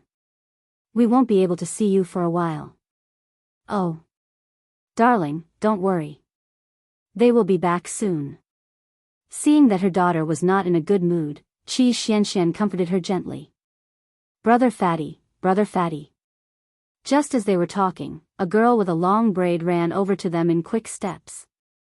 "What's the matter, Sister Hua?" Little Fatty was able to call everyone in Xiaoping Town by their names. The long braid lady smiled at him, stomped her feet and said, "Brother Fatty, quickly go home and take a look. Your old Ko family's people have come to look for your parents. Auntie and uncle are both honest people. Don't fall for their tricks." Little Fatty's eyes flashed with anger. Qi Xianxian glanced at the lady and said to Little Fatty, "Brother Fatty, let's go back and take a look." Little Fatty's mouth twitched as he secretly glanced at his wife. Once the two of them increased their speed, the long braid lady naturally could not catch up to them. Qi Xianxian's face was full of smiles. She stretched out 2 fingers and gently pinched her husband's arm. Don't tell me, when we were in Palan Prefecture Academy, you were also quite popular with the ladies. Although your image is not very good, you have a glib tongue. You can call me sister and sister very happily. Sister Hua, brother Fatty, you are quite smooth. Little Fatty grimaced and quickly took his wife's hand. He laughed and said, Wife, my loyalty to you can be seen by the heavens. Qi Xianxian rolled her eyes at him. I think you are just addicted to flirting with girls. Little Fatty had an innocent look. No, definitely not my wife. You know that when your husband became your man, I was completely innocent from top to bottom. Qi Xianxian could not help but laugh. Your mouth really likes to joke around. Since when? Little Fatty had an innocent look on his face. Dear, what I said is the truth. All right, let's not talk so much. Let's hurry back and see our parents. Qi Xianxian said. That old fellow Ko Dihai, I wonder what he's up to this time. At a time like this, he actually wanted to come to Xiaoping town to find trouble? The little Fatty was furious. Isn't that so? His father and mother were both honest people. If they met Ko Dihai, they would not be their match. This Ko Dihai only had half his life left, yet he still dared to come and find trouble with them. His death was simply not worth pitying. Qi Xianxian and little Fatty rushed to their house. In fact, the residence of the Ko family's 2 elders was considered quite good in town. A few years ago, little Fatty had found someone to help them repair it once. This time, when the couple came back to stay, they found some craftsmen to help lay out the floor behind the house and build another courtyard. This way, the 3 of them could live together. The decorations in the house didn't need to be expensive. It would only last for 1 or 2 years. When they reached home, they saw the Ko family's 2 elders sitting uneasily on the armchairs. They didn't even know where to put their hands. Ko Dihai brought an old servant and knelt in front of the Ko family's 2 elders, wailing and howling. Big brother, sister-in-law, I've been living a poor life these years. You must save me this time. The entire Ko family can't operate anymore. After I sold the house, I've spent most of my money these years. I, your younger brother, am really penniless now. Every year, I spend 20,000 spirit coins on medicine. If big brother and sister-in-law don't help me, I'll die. Qi Xianxian was speechless. She glanced at them and winked at little Fatty. It seemed that these people were not here to find trouble, but to borrow money. When it came to borrowing money, for people like Ko Dihai, lending it to him was equivalent to giving it to him. They probably wouldn't be able to get it back. After all, with his current situation, he had to spend a lot of spirit coins every year just to eat medicine. How could he have the ability to return the money? She looked at the old servant beside him. His body was also thin and didn't have much meat on it. He looked like he had 1 foot in the grave, but he still had to take care of a trash like Ko Dihai. It was obviously very strenuous. Seeing Ko Dihai's destitute state, Qi Xianxian couldn't help but sigh. Things were really different now. The more arrogant he was in the past, the more miserable he was now. Perhaps Ko Dihai himself never thought that he would be in such a miserable state in his life. One had to know that back then, when this person had exiled little Fatty's parents to Xiaoping town, he had been in high spirits and had not said that he had much compassion. Little Fatty was obviously very impatient with this Ko Dihai. He seemed to have remembered what happened in the past, so he quickly walked forward. Ko Dihai turned his head and saw him. He immediately cried and rushed over. Hongwen, Uncle knows he was wrong. Uncle knows he let your family down. But look at it now. Uncle has already received the retribution he deserved. The entire Ko family has scattered like monkeys when the tree topples. Some have left, some have fallen ill, some have died. Now, there is no place for our Ko family in Shantian Prefecture.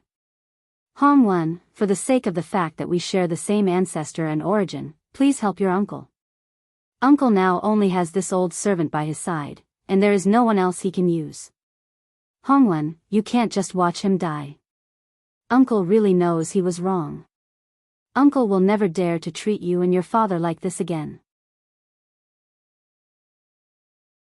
Ko Hongwen sneered. Uncle is the head of the Ko family. Don't call me so familiarly. We are actually not familiar with each other. Think about that year, when you banished my parents to Xiaoping town, what did you say? A trash family like ours doesn't deserve to stay in the Ko family. We have already cut off all ties with the Ko family. Ko family head, don't you think it's too late to worm your way into being friends now? Ko family head's cries shook the sky. Hongwen, Hongwen. Don't always remember uncle's bad deeds, okay? Remember how good your family is to you. Back then, if you didn't enter the Ko family to study, how could you have achieved what you have today? Now that you are following His Majesty of the Divine Prefecture, you are soaring. Then why don't you think of helping the Ko family? Don't forget that you are also a part of the Ko family. Without the Ko family, you wouldn't be who you are today. The little fatty couldn't help but sneer. Without the Ko family, I wouldn't be who I am today. How big is your Ko family's face, to actually dare to say such things? In the Ko family, I wanted resources, but I didn't have any resources, and I wanted connections, but I didn't have any. Back then, your good son stopped me, and I didn't even have the qualifications to enter the training ground of the library. What benefits did I get from the Ko family? Ko family head shouted harshly, you still have the face to mention my son. If it wasn't for you, my son wouldn't have died so young. You still have the face to say that? Qi Xianxian was furious. If you didn't capture my parents, would we have to make trouble for you? Your son is a cultivator, but he shamelessly attacked two ordinary people. If he doesn't die, then the world will be in chaos. You vicious woman. Ko family head's facial muscles twitched fiercely. His eyes were about to pop out of their sockets. Hongwen married a vicious woman like you, that's why he has such bad intentions towards the Ko family. Our family is unfortunate, our family is unfortunate. Marrying a wife should be a virtuous woman. Marrying a scourge like you is really going to be a disaster for 3 generations. The little fatty was so angry that his whole body trembled. Without waiting for Qi Xianxian to speak, he rushed forward and kicked the Ko family's patriarch. The Ko family's patriarch was so weak, how could he withstand this kick? He fell down on the spot, and the old servant cried out in pain. Ko family head slammed the ground and cursed, the nephew beat the uncle, the nephew beat the uncle, this is unreasonable, this is unreasonable. The 2 elders of the Ko family sat there silently, but now they couldn't help but sigh. Ko Dihai, don't shout, I know why you are here today.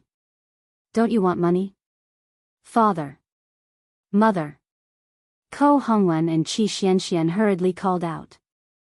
The 2 elders waved their hands and looked at Ko Dihai, who was lying on the ground, and said, Ko Dihai, do you still remember? When we left the Ko family, you gave us 100 spirit coins as travel expenses. We will never forget this for the rest of our lives.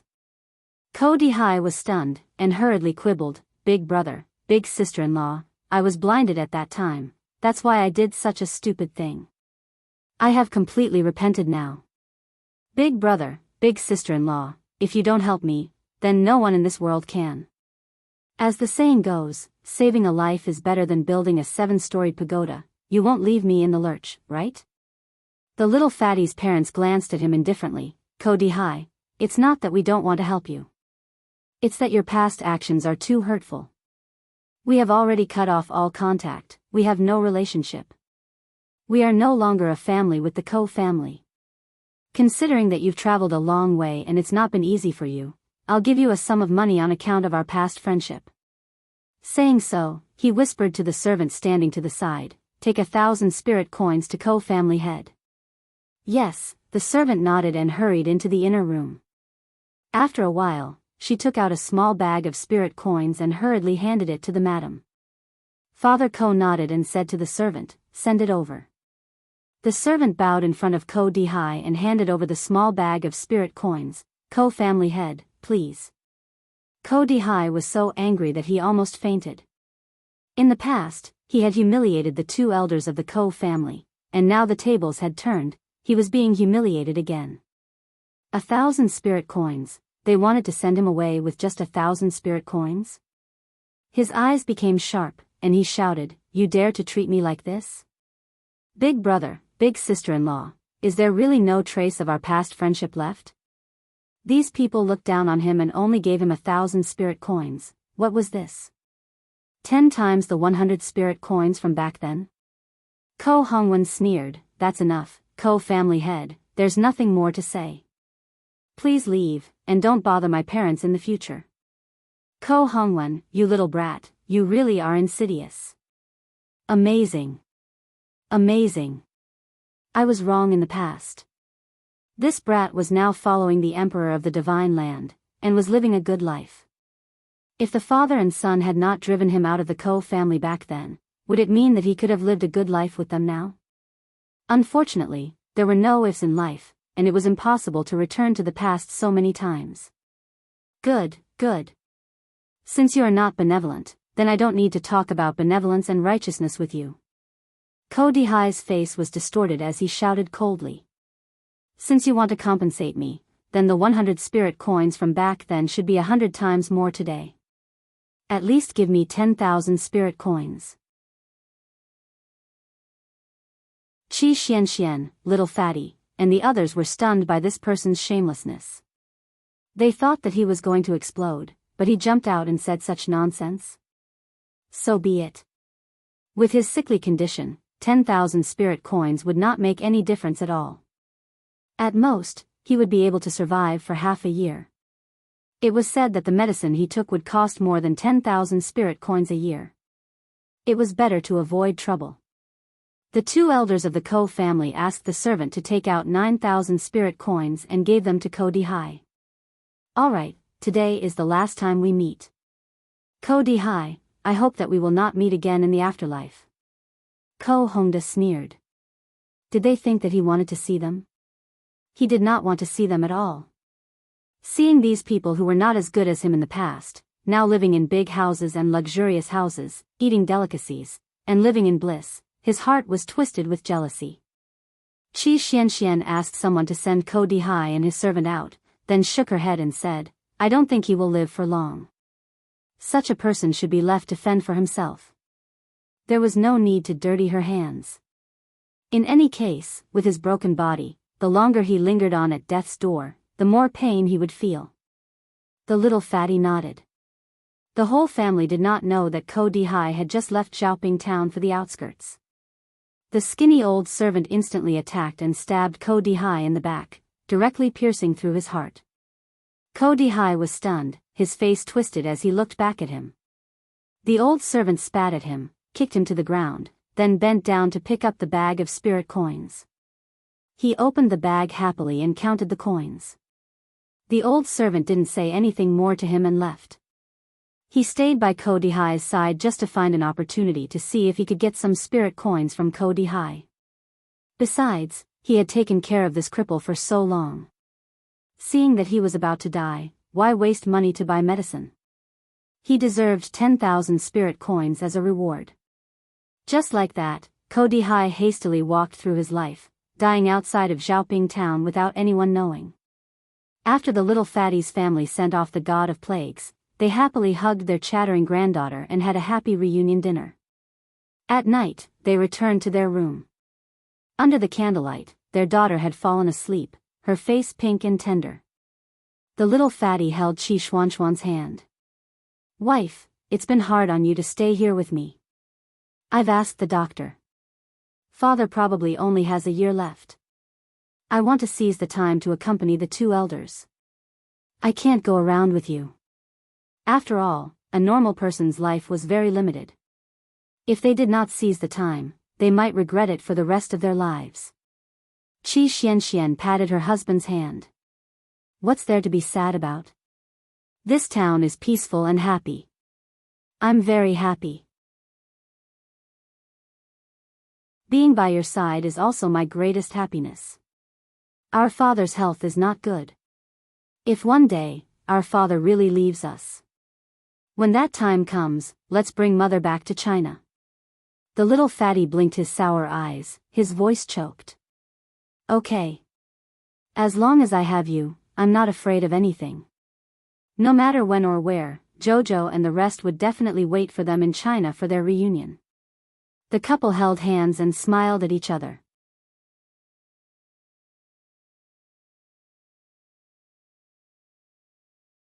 Chapter 57:33.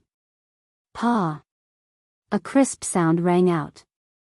The firewood in front of her was split in half. Ro Xian, Ro Xian. A sturdy farmer walked in from outside the courtyard. Your injuries haven't fully healed yet, why are you chopping firewood again? Let me help you. No need, big brother Anyo. Mu Ro Xian was wearing a coarse green hemp garment. She turned her head and glanced at him with a smile. I can do it myself. The sturdy man called Anyo side. You're always like this. Everyone in the village has received your kindness. It's not impossible for us to help you once in a while. Mu Ro Xian shook the firewood in her hand. I'm almost done chopping. If big brother Anyo really feels apologetic, then help me get 2 buckets of water. All right. The farmer who was dispatched walked out quickly with a happy expression. Ro Xian, wait here. I'll go get water for you right now. Mu Ro Xian smiled. After watching him leave, she turned her head and scooped half a ladle of water from the water jar, gulping down a few mouthfuls. She raised her sleeve to wipe her mouth. Looking at the lonely little courtyard, she sighed self-deprecatingly. Now in the entire divine continent, the 4th stage of the antidote had been put into the water source. As long as she drank more water, she could still control the source of the poison in her body. Unfortunately, treating the symptoms but not the root cause. It could only delay the outbreak, but could not completely cure it. However, she thought that perhaps if she took the antidote for a lifetime, she might not have an outbreak for the rest of her life. Ancient Path Village was a place that couldn't be found on the map of the divine continent. She came here a year ago and settled down. The people here were simple and honest. There were only 100 or so families in the village, so she was familiar with everyone at the front and back of the village. After Mu Ro Xian settled down, she liked this simple little mountain village more and more. Without all the scheming in the Mu family, her mood gradually calmed down. Perhaps, she would have to live in this mountain village for the rest of her life. But it didn't matter. This kind of peaceful life was already a luxury for the current her. Big brother Anyo quickly walked in with 2 buckets of water. He said to her with a smile, someone came to the village today. A person from a great cultivator aristocratic family came to our village to inspect. Look around to see if we missed any corpse puppets. Ever since His Majesty issued the edict, all the cultivator families have actively participated in the mission to eliminate the remaining corpse puppets. Our divine land hasn't been so peaceful for 2 years. Mu Roxuan was stunned for a moment before she smiled. That's good news. Yes. Brother Anyo cautiously said to her, I heard that some half-zombies would hide in remote villages like ours, hiding from people. These practitioners are mainly here to clean up the people who are showing signs of turning into corpses, so that they won't turn into zombies and harm the entire village. Mu Roxuan's heart tightened as she clenched her fists slightly. I have to go back. Later, the village chief will bring those venerables to check from house to house. Sister Ro Xian, you should tidy up the house as well. Those great venerables might come over in a while. Mu Roxuan nodded solemnly. Seeing brother Anyo go out, Mu Roxuan couldn't help but sigh. She thought to herself, could it be that the peaceful year will come to an end today? Dong, dong, dong, dong, dong. Not long after, someone knocked on the courtyard door. The village chief shouted from outside, Miss Mu, open the door. Mu Roxuan was already prepared. She closed her eyes and walked forward to open the door. Then, she heard a stern voice. Everyone, be careful. The detector is reacting to this woman. Tie her up first. So the people of the 3 prefectures have already invented a spirit tool that can accurately capture and monitor zombies? Mu Rochuan couldn't help but smile bitterly. She surrendered without any resistance. Behind the man who shouted, several experts rushed out and bound Mu Rochuan with the power of fire spirit. Then, someone found a spirit binding rope and tied her up tightly. What a cunning zombie. Your body is already in a half-collapsed state, yet you still dare to secretly hide in a remote mountain village?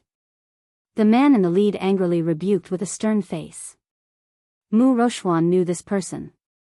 He was Wang Yan of the Heavenly Pill Company, an outstanding pill refiner under Arbor. Yes, the Empress of the Divine Land, revered by tens of thousands of people. She was now the most respected person in the 3 prefectures. With just one sentence, she naturally made tens of thousands of people bow their heads. It was normal that Wang Yan didn't recognize her. Although they had met once or twice, she was currently dressed in coarse hemp clothes. Even if her sisters were standing here, they might not recognize her. Mu? Miss Rochuan? You're Miss Rochuan. A woman quickly walked out from behind the group and sized her up in surprise. Mu Rochuan looked up at her. She looked a little familiar. She should be someone from the Mu family branch. I'm Mu Lixiang. I wonder if Miss Rochuan still remembers me? Mu Lixiang introduced herself, dispelling Mu Rochuan's doubts. That's right. As the Empress's maternal family, the Mu family definitely had to set an example. Mu family members would definitely participate in the most difficult and remote places. Mu Rochuan wasn't surprised at all that Mu Lixiang appeared in this small village. Wang Yan frowned and asked, Miss Mu knows her?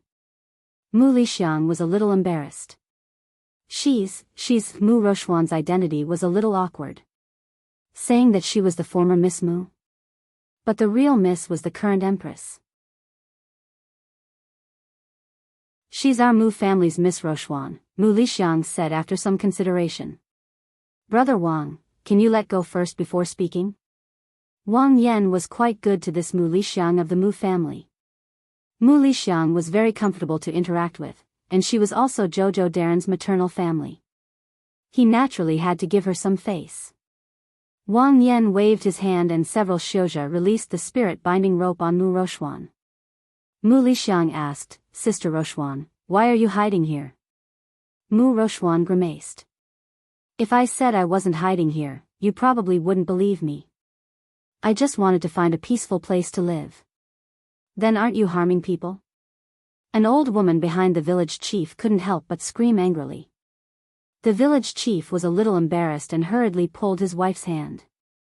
He had just asked this Miss Rochuan to help his family a few days ago. Now that the old woman suddenly made things difficult and scolded her, he couldn't help but go. However, the old woman hurriedly shook off the village chief's hand and scolded loudly, You're already a half-zombie. Aren't you afraid that you'll suddenly lose your mind and harm the entire village? I can control it. Mu Rochuan said with a determined expression. You can control it? Is this something you can control just because you say so? You've lived in our village for a year and now you know everything about it. We're all ordinary people. There's not a single Xiuzha in the village. Aren't you harming people by living here? What if your zombie transformation acts up? Who can deal with you? Then won't we all become food on your plate? The village chief's wife couldn't help but shudder when she said this. She hurriedly shouted, Honored elders, you must uphold justice for our village. Quickly execute this evil spirit on the spot. The village chief had an awkward expression but didn't immediately stop the old woman. Brother Anyo rushed out when he heard this. Impossible. Anyo, don't be bewitched by ghosts. Anyo's mother hurriedly reached out to pull her son. She looked at Mu Rochuan with a strange expression. The village chief's wife is right. Honored elders, quickly dispose of this evil thing. Don't harm our entire village. Everyone in the village heard such a big commotion and ran out of their houses. They all asked each other and couldn't help but be shocked. What? The beautiful girl who came to their village a year ago was actually a half-zombie? Was she about to mutate into a zombie? You don't need to be overly nervous. Wang Yan said with a frown, we've already placed the 4th stage of the antidote in the water sources of the 3 regions. As long as someone has taken the water, they will definitely be able to control the zombie poison in their body. It won't act up so easily. The reason why they were so serious earlier was mainly because they wanted to capture Mu Rochuan and interrogate her alone. However, it didn't mean that they would immediately dispose of her. Based on the nature of doctors, they would first check if this person could be saved. If there was a cure, they would naturally save her. If there was no cure, they would definitely not be lenient. Honored elders, don't lie to us. How can a zombie still be saved? That's right, that's right. Half a year ago, zombies were still everywhere, eating anyone they saw. Wang Yan couldn't communicate with them. Half a year ago? What happened half a year ago? Based on the current situation of the 3 regions, the situation half a month ago couldn't be compared to today. Right now, the 3 regions were glowing with new vitality. It was really changing day by day and gradually getting better. Honored elders, I beg you to quickly dispose of this evil woman. Anyo's mother shouted sternly, our village can't leave this evil thing alive. Mother, mother. Anyo shouted with all his might, mother, how can you say that? Don't forget, last time when you were seriously ill, it was Rochuan who took out a precious pill and cured you. How can you do this? Anyo, this filial son, couldn't say the words repay kindness with enmity to his old mother. However, there was an indescribable sense of regret in his eyes. Anyo's mother slapped him unhappily, what do you know, child? This is called putting righteousness before family. How can we be merciful to zombies? Haven't you suffered enough in the past? Zombies should be treated equally and executed. Wang Yan couldn't help but sneer, you village woman, according to the current emperor and her majesty's decree, you should still be saved as much as possible. You're really vicious and merciless. Anyo's mother blushed at his words.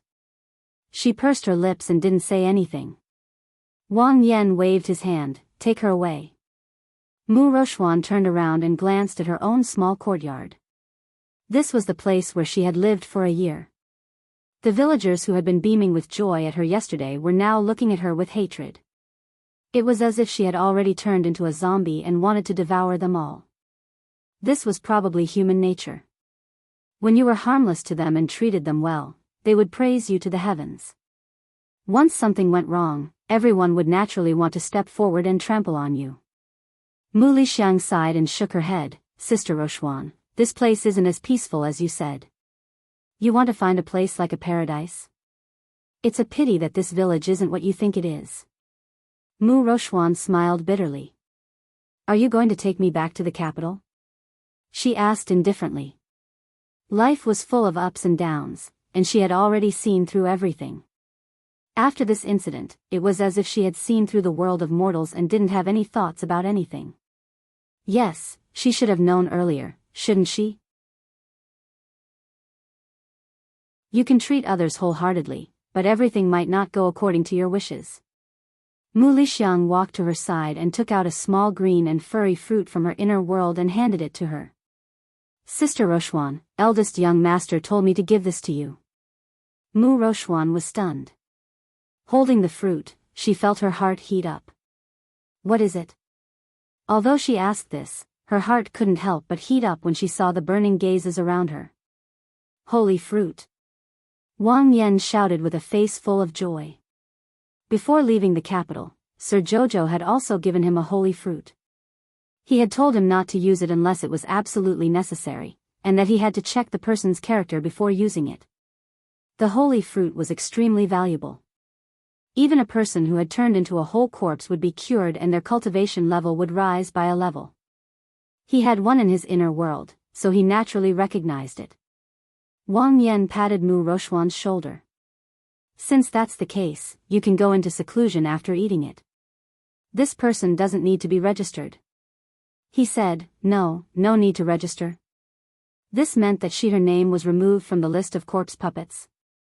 Mu Rochuan was excited.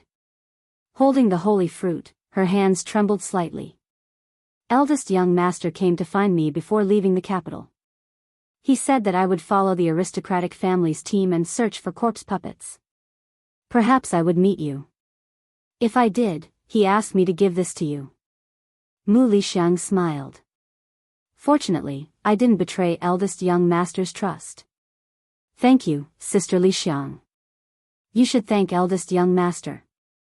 Mu Lixiang smiled, then said, no, perhaps you should thank eldest young Mississippi. Eldest young Miss gave this holy fruit to eldest young master. I heard eldest young master mention it. Eldest young Miss gave him too. Mu Lixiang looked at her and smiled.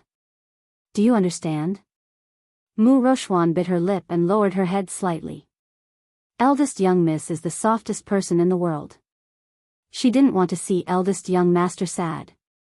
She also never wanted to make things difficult for you. I know. Mu Rochuan smiled in relief. She said that I was never her match. She's right. Many things are due to my own desperate efforts. Mu Rochuan smiled.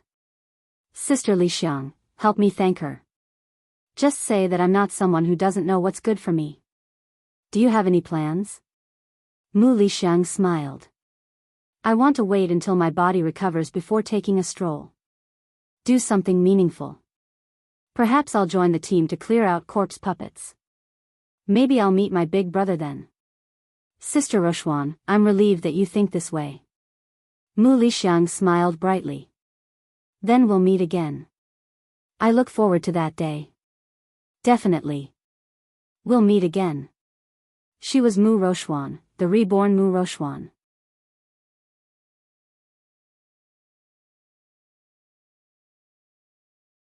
Chapter 57-34. In the woods on the outskirts. A man in simple green clothes was sitting under a short tree, eating the dry food in his hand. At this moment, a burst of ding ding dang dang dang, sounds of swords clashing could be heard from the outside. The sound was getting closer and closer. 3 or 5 tall and sturdy men were chasing each other, trying to cut him off as they fought and retreated toward him. Chirp chirp, chirp chirp. A small mechanical bird flapping its wings circled around the man's shoulder, chirping noisily, Mu Xingchen, Mu Xingchen. Mu Xingchen sighed, patted the little mechanical bird's head, and slowly got up. He couldn't even have a peaceful meal, and he even encountered people fighting here. He didn't know who was fighting who among the 3 to 5 burly men. It felt like they were in a chaotic fight. The swords in their hands didn't have eyes at all, slashing at anyone they saw. After half a quarter of an hour, 3 of them fell to the ground and cursed loudly. Only 2 were still fighting there. Mu Xingchen chewed on a bun and couldn't stand it anymore, so he asked, "Are you guys done fighting?" "Shut up." The 2 burly men who were fighting each other turned their heads and yelled fiercely at Mu Xingchen. "I also really want to shut up, but you guys are really disturbing the peace and quiet by making such a ruckus." Originally, he was thinking of lying down to catch up on sleep after eating the bun. Now that these guys were stirring things up, he probably didn't have the chance. "You bastard, just shut up when I tell you to. Why are you talking so much nonsense?" One of the burly men in the fight was holding a large machete. He cursed fiercely and slashed at his opponent's neck with the machete in his hand. Seeing this, Mu Xingchen moved his finger slightly, and a flame zigzagged forward. It suddenly hit the burly man's machete. With a clang, the 1-meter-long machete in the burly man's hands suddenly fell to the ground. Everyone was shocked, and they looked back at Mu Xingchen in panic. They instantly understood. The person in front of them was dressed in coarse clothes and looked travel-worn, but in fact, he was a rare expert. For low-level lackeys like them, he could pinch them to death with one finger. However, he had just been glaring at the other party, cursing and scolding him with a bad attitude. Thinking of this, the burly man was so scared that he broke out in cold sweat. Plop. Kneeling on the ground, the burly man repeatedly kowtowed and shouted, "Spare my life, hero! Spare my life!" Mu Xingchen was speechless. Did he look like a bandit? "Shut up, you're so noisy," Mu Xingchen shouted coldly. "Yes, yes, yes. The large man was sweating profusely as he asked in a trembling voice, "I don't know where you come from. This lowly one deserves to die 1,000 deaths for offending you. Please, for the sake of not knowing, spare this lowly one's life." Mu Xingchen didn't intend to make a move in the first place, but he saw that the other party's behavior was a little overboard, so he stepped in to stop them. Seeing this person frightened to this extent, he felt a little apologetic in his heart. Thus, he asked calmly, "Why are you fighting?" The men who had lost too much blood due to the fight looked at each other. From the looks of it, they were all heavily injured. There were bloodstains on their bodies and faces. It was the man whose saber had fallen to the ground who said, "We picked up an earth-level medicinal herb in the forest." Subsequently, they fought over this rare earth-level medicinal herb. Actually, earth-level medicinal herbs weren't very expensive in China.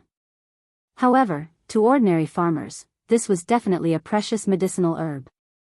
After selling it, they would reap a lot of benefits and could help improve their family's conditions. That person continued, "After we saw this earth-level medicinal herb, none of us was willing to let it go. We couldn't come to an agreement, so in the end, Mu Xingchen was speechless. In the end, they reached an agreement and simply used fighting to resolve this matter. In the end, whoever could still stand there alive would be the owner of this earth-level medicinal herb. For a young master of an aristocratic family like Mu Xingchen, it was hard to imagine in the past that there would be people in this world who would risk their lives for an earth-level medicinal herb. However, in the past half a year, he had been traveling in the 3 continents, specifically choosing remote places to travel. After traveling and seeing more, he knew some of the hardships of the people's lives. In this world, there was always a gap between the rich and the poor. Those who drowned would die from drowning, and those who died from drought would die from drought. This kind of thing wasn't something a small commoner like him could control. He just wanted to come out for a walk and gain more experience. Other than that, he reached out and stroked the little mechanical bird beside him. At this time, the little mechanical bird was still calling Mu Xingchen very warmly. He suddenly thought of what Sikong Fuling said that day.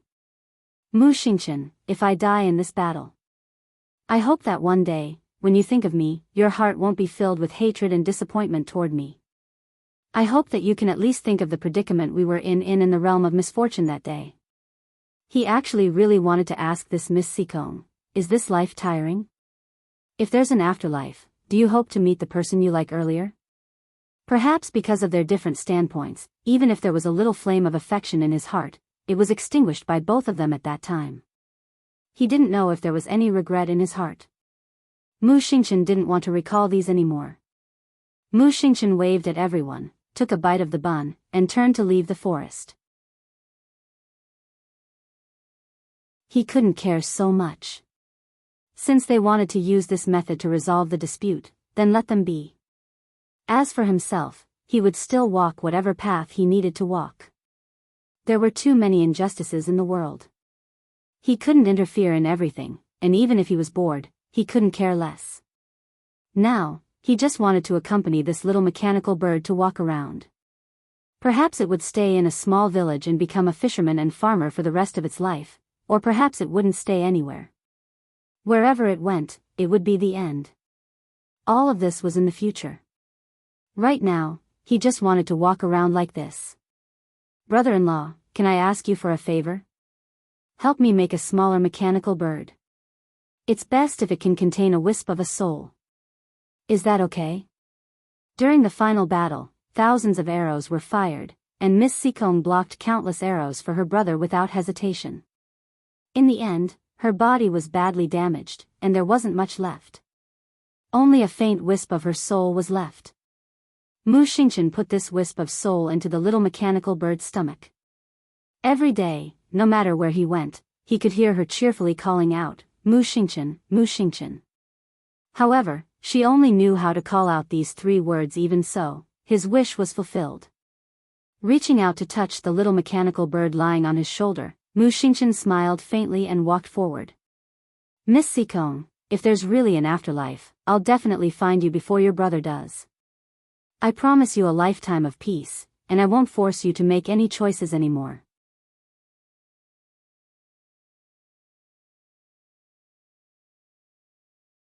Chapter 57-35. Rosy Cloud's peak was the main peak of the Holy Water sect. Just like the deep and serene bamboo forest in the past, the bamboos rustled softly in the wind. Murong Sun slowly paced through the forest and narrowed her eyes, taking a deep breath. Suddenly, she heard light footsteps behind her, and she slowly turned around.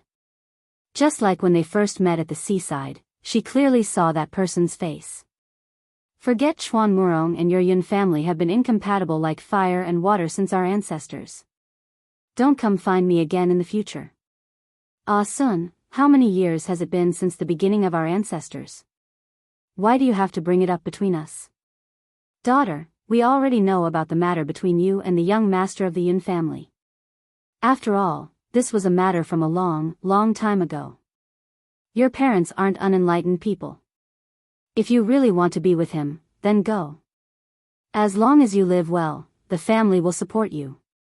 It's me who can't let go of this hatred. It's me who can't let go and be with the grandson of my enemy. It's me who feels ashamed to face my parents and elders and can't forget Chuan Long clan anymore. Ah Sun, there's only one chance for you to leave me. That's my death. Murong Sun looked at the man with slightly white hair at his temples. He was as handsome and spirited as before, and his eyes were as gentle as before. She suddenly smiled at him and took a few steps forward of her own accord. I'm back. Yun Fiang didn't expect this to be the first sentence she said to him after several decades apart. There was no bone-deep hatred, no complaints, and no curses. There was only a faint smile on her face and that, I'm back. Yun Fiang felt heat surge out of his eyes. He dashed forward, his hands trembling slightly as he pulled her into his embrace. Setting aside the years he hid her in the ice coffin, he felt like he hadn't seen her for a very, very long time. Murong Sun touched his face. It was icy and wet. Eldest senior sister, eldest senior sister. A loud voice came from outside the forest. Eldest senior sister, I hunted a wild, the word rooster stopped in his mouth, and Sect Master Yang's expression turned strange. Its big eyes were wide open as it stared at the two people who were hugging each other not far away. Shoo shoo shoo shoo. A few little heads popped out from the side and gestured for her to keep quiet. Why are you shushing me? I saw it. Come out. Murong Sun exasperatedly scolded. Su Shanshan, Jiang Qi, Fang Su, and the other holy water sect disciples walked out from behind Yang Shirong in a hubbub and scratched their heads with silly smiles. It was all the sect master's fault. Previously, they were hiding here well, but she suddenly ran over and shouted. She alerted Peak Master Murong and caused them to miss a good show. Woof! Peak Master Murong glanced at the group of single dogs and helplessly shook his head. Forget it, all of you can scram. Oh, by the way, I saw that you guys were quite free recently, so I accepted a mission for you guys. Hold a flower banquet with the noble clans and sects to promote the friendship between the young cultivators of the three prefectures. What? Yes. Murong Sun nodded unhurriedly. It's exactly what you're thinking. Second junior sister, you're not young anymore. Peak Master Murong looked at her with a pained expression. Although the sect wants you to carry the banner, we didn't want you to be single until now. Young Shirong? What did I do? Where am I? Is eldest senior sister insulting me? Eldest senior sister insulting me for still being single? Is eldest senior sister insulting me for being single? Yang Shirong stomped her feet and pinched the pheasant in her hand. She coyly swayed her body. Eldest senior sister. You're a guy who forgets about friendship after lust. I don't want to talk to you anymore. After saying that, she ran away while holding the pheasant in one hand and sobbing in the other. Murong Sun's lips twitched. She felt that junior sister Yang's coquettish actions were a bit suffocating. PFT, Su Shanshan couldn't resist bursting out in laughter before hastily covering her mouth. Murong Sun glared at her and assumed the dignity of a master. What's so funny? Did you all finish cultivating today? Did you read the cultivation technique book? Did you clean Maple Pavilion? Why are you still standing here? Hurry up and do what you need to do. Oh. Everyone nodded their heads in unison. Aunt Ye's furious roar came from afar. Sect Master. Didn't I tell you to stay away from the kitchen? Why are you here again? Aren't I here to kill a chicken? Put it down. Put down the knife immediately. Oh my God, Sect Master. Don't run. Oh my God, no, it's the chicken, don't run. The senior and junior sisters of the second Sect Master's family are cooking? Ji Luzheng, you old punk, why is your Xuanji sect coming to our holy water sect every day to freeload food and drink? What does it matter? We're all neighbors. You punk, oh my chicken, hurry up and catch it, catch it, catch it. Su Shanshan and the others couldn't help but cover their mouths and laugh. Murong Sun glared at them. Why aren't you doing your proper business? Oh right, in a few days, the disciples from some sects and patrician families in charge of the Young Cultivators Flower Festival will come to our Rosy Clouds Peak. Shanshan, you're in charge of greeting the senior and junior sisters. Yes, Master. Master can only help you up to this point. I can't just watch you all stay alone, right? Sigh. After sending off her boisterous disciples and nephews, Murong Sun turned her head and met Yun Fiang's eyes. Ah Sun. Yun Fiang grasped her hand and softly asked, are you willing to forgive me? What nonsense are you saying? My youngest disciple has told me everything you did. I should be thanking you for taking care of her. Yun Fiang shook his head. It's only right. You don't blame me for stabbing you back then? Yun Fiang shook his head. Yun Fiang, I'm already someone who has died once. From now on, I only want to be myself. For myself, I want to indulge myself and live a carefree life. A joyous light danced in Yun Fiang's eyes, and he suddenly tightly grasped her hands. Even his breathing quickened. Ah Sun, Ah Sun. Silly. Murong Sun couldn't resist laughing. Yun Fiang picked her up, unable to contain the excitement in his heart. Master, Master, Master. Little junior sister is back. Master, Master, little junior sister, Master is right there. Go disturb her right now and see if she'll hit you. Master? Sir Jojo was escorted to the entrance of the forest by a group of senior and junior sisters. He immediately saw Yun Fiang and Murong Sun. Murong Sun was lifted up a bit by Yun Fiang, so she turned her head to look at them. A stream of water spirit abruptly swept out from her palm and pushed towards her disciples who were enjoying the show. A bunch of traitorous disciples. Murong Sun angrily cursed, but her eyes curved into crescents. Everyone's feet were abruptly struck by the water spirit, and they all bounced up and cried out in surprise. Murong Sun's hearty laughter came from the forest. Yang Shirong and the others in the kitchen were in a state of chaos. Arbor's small mouth cracked into a smile. The holy water sect that's causing a ruckus every day is back. You're tuning into the Dreamy Chapters YouTube channel. We're so grateful for your support, and don't forget to subscribe to join us on this incredible journey through captivating stories. Your generosity through donations truly makes a world of difference, as it's the primary source of revenue that allows me to expand and enhance this channel for you. Thank you from the bottom of my heart for being a part of this adventure.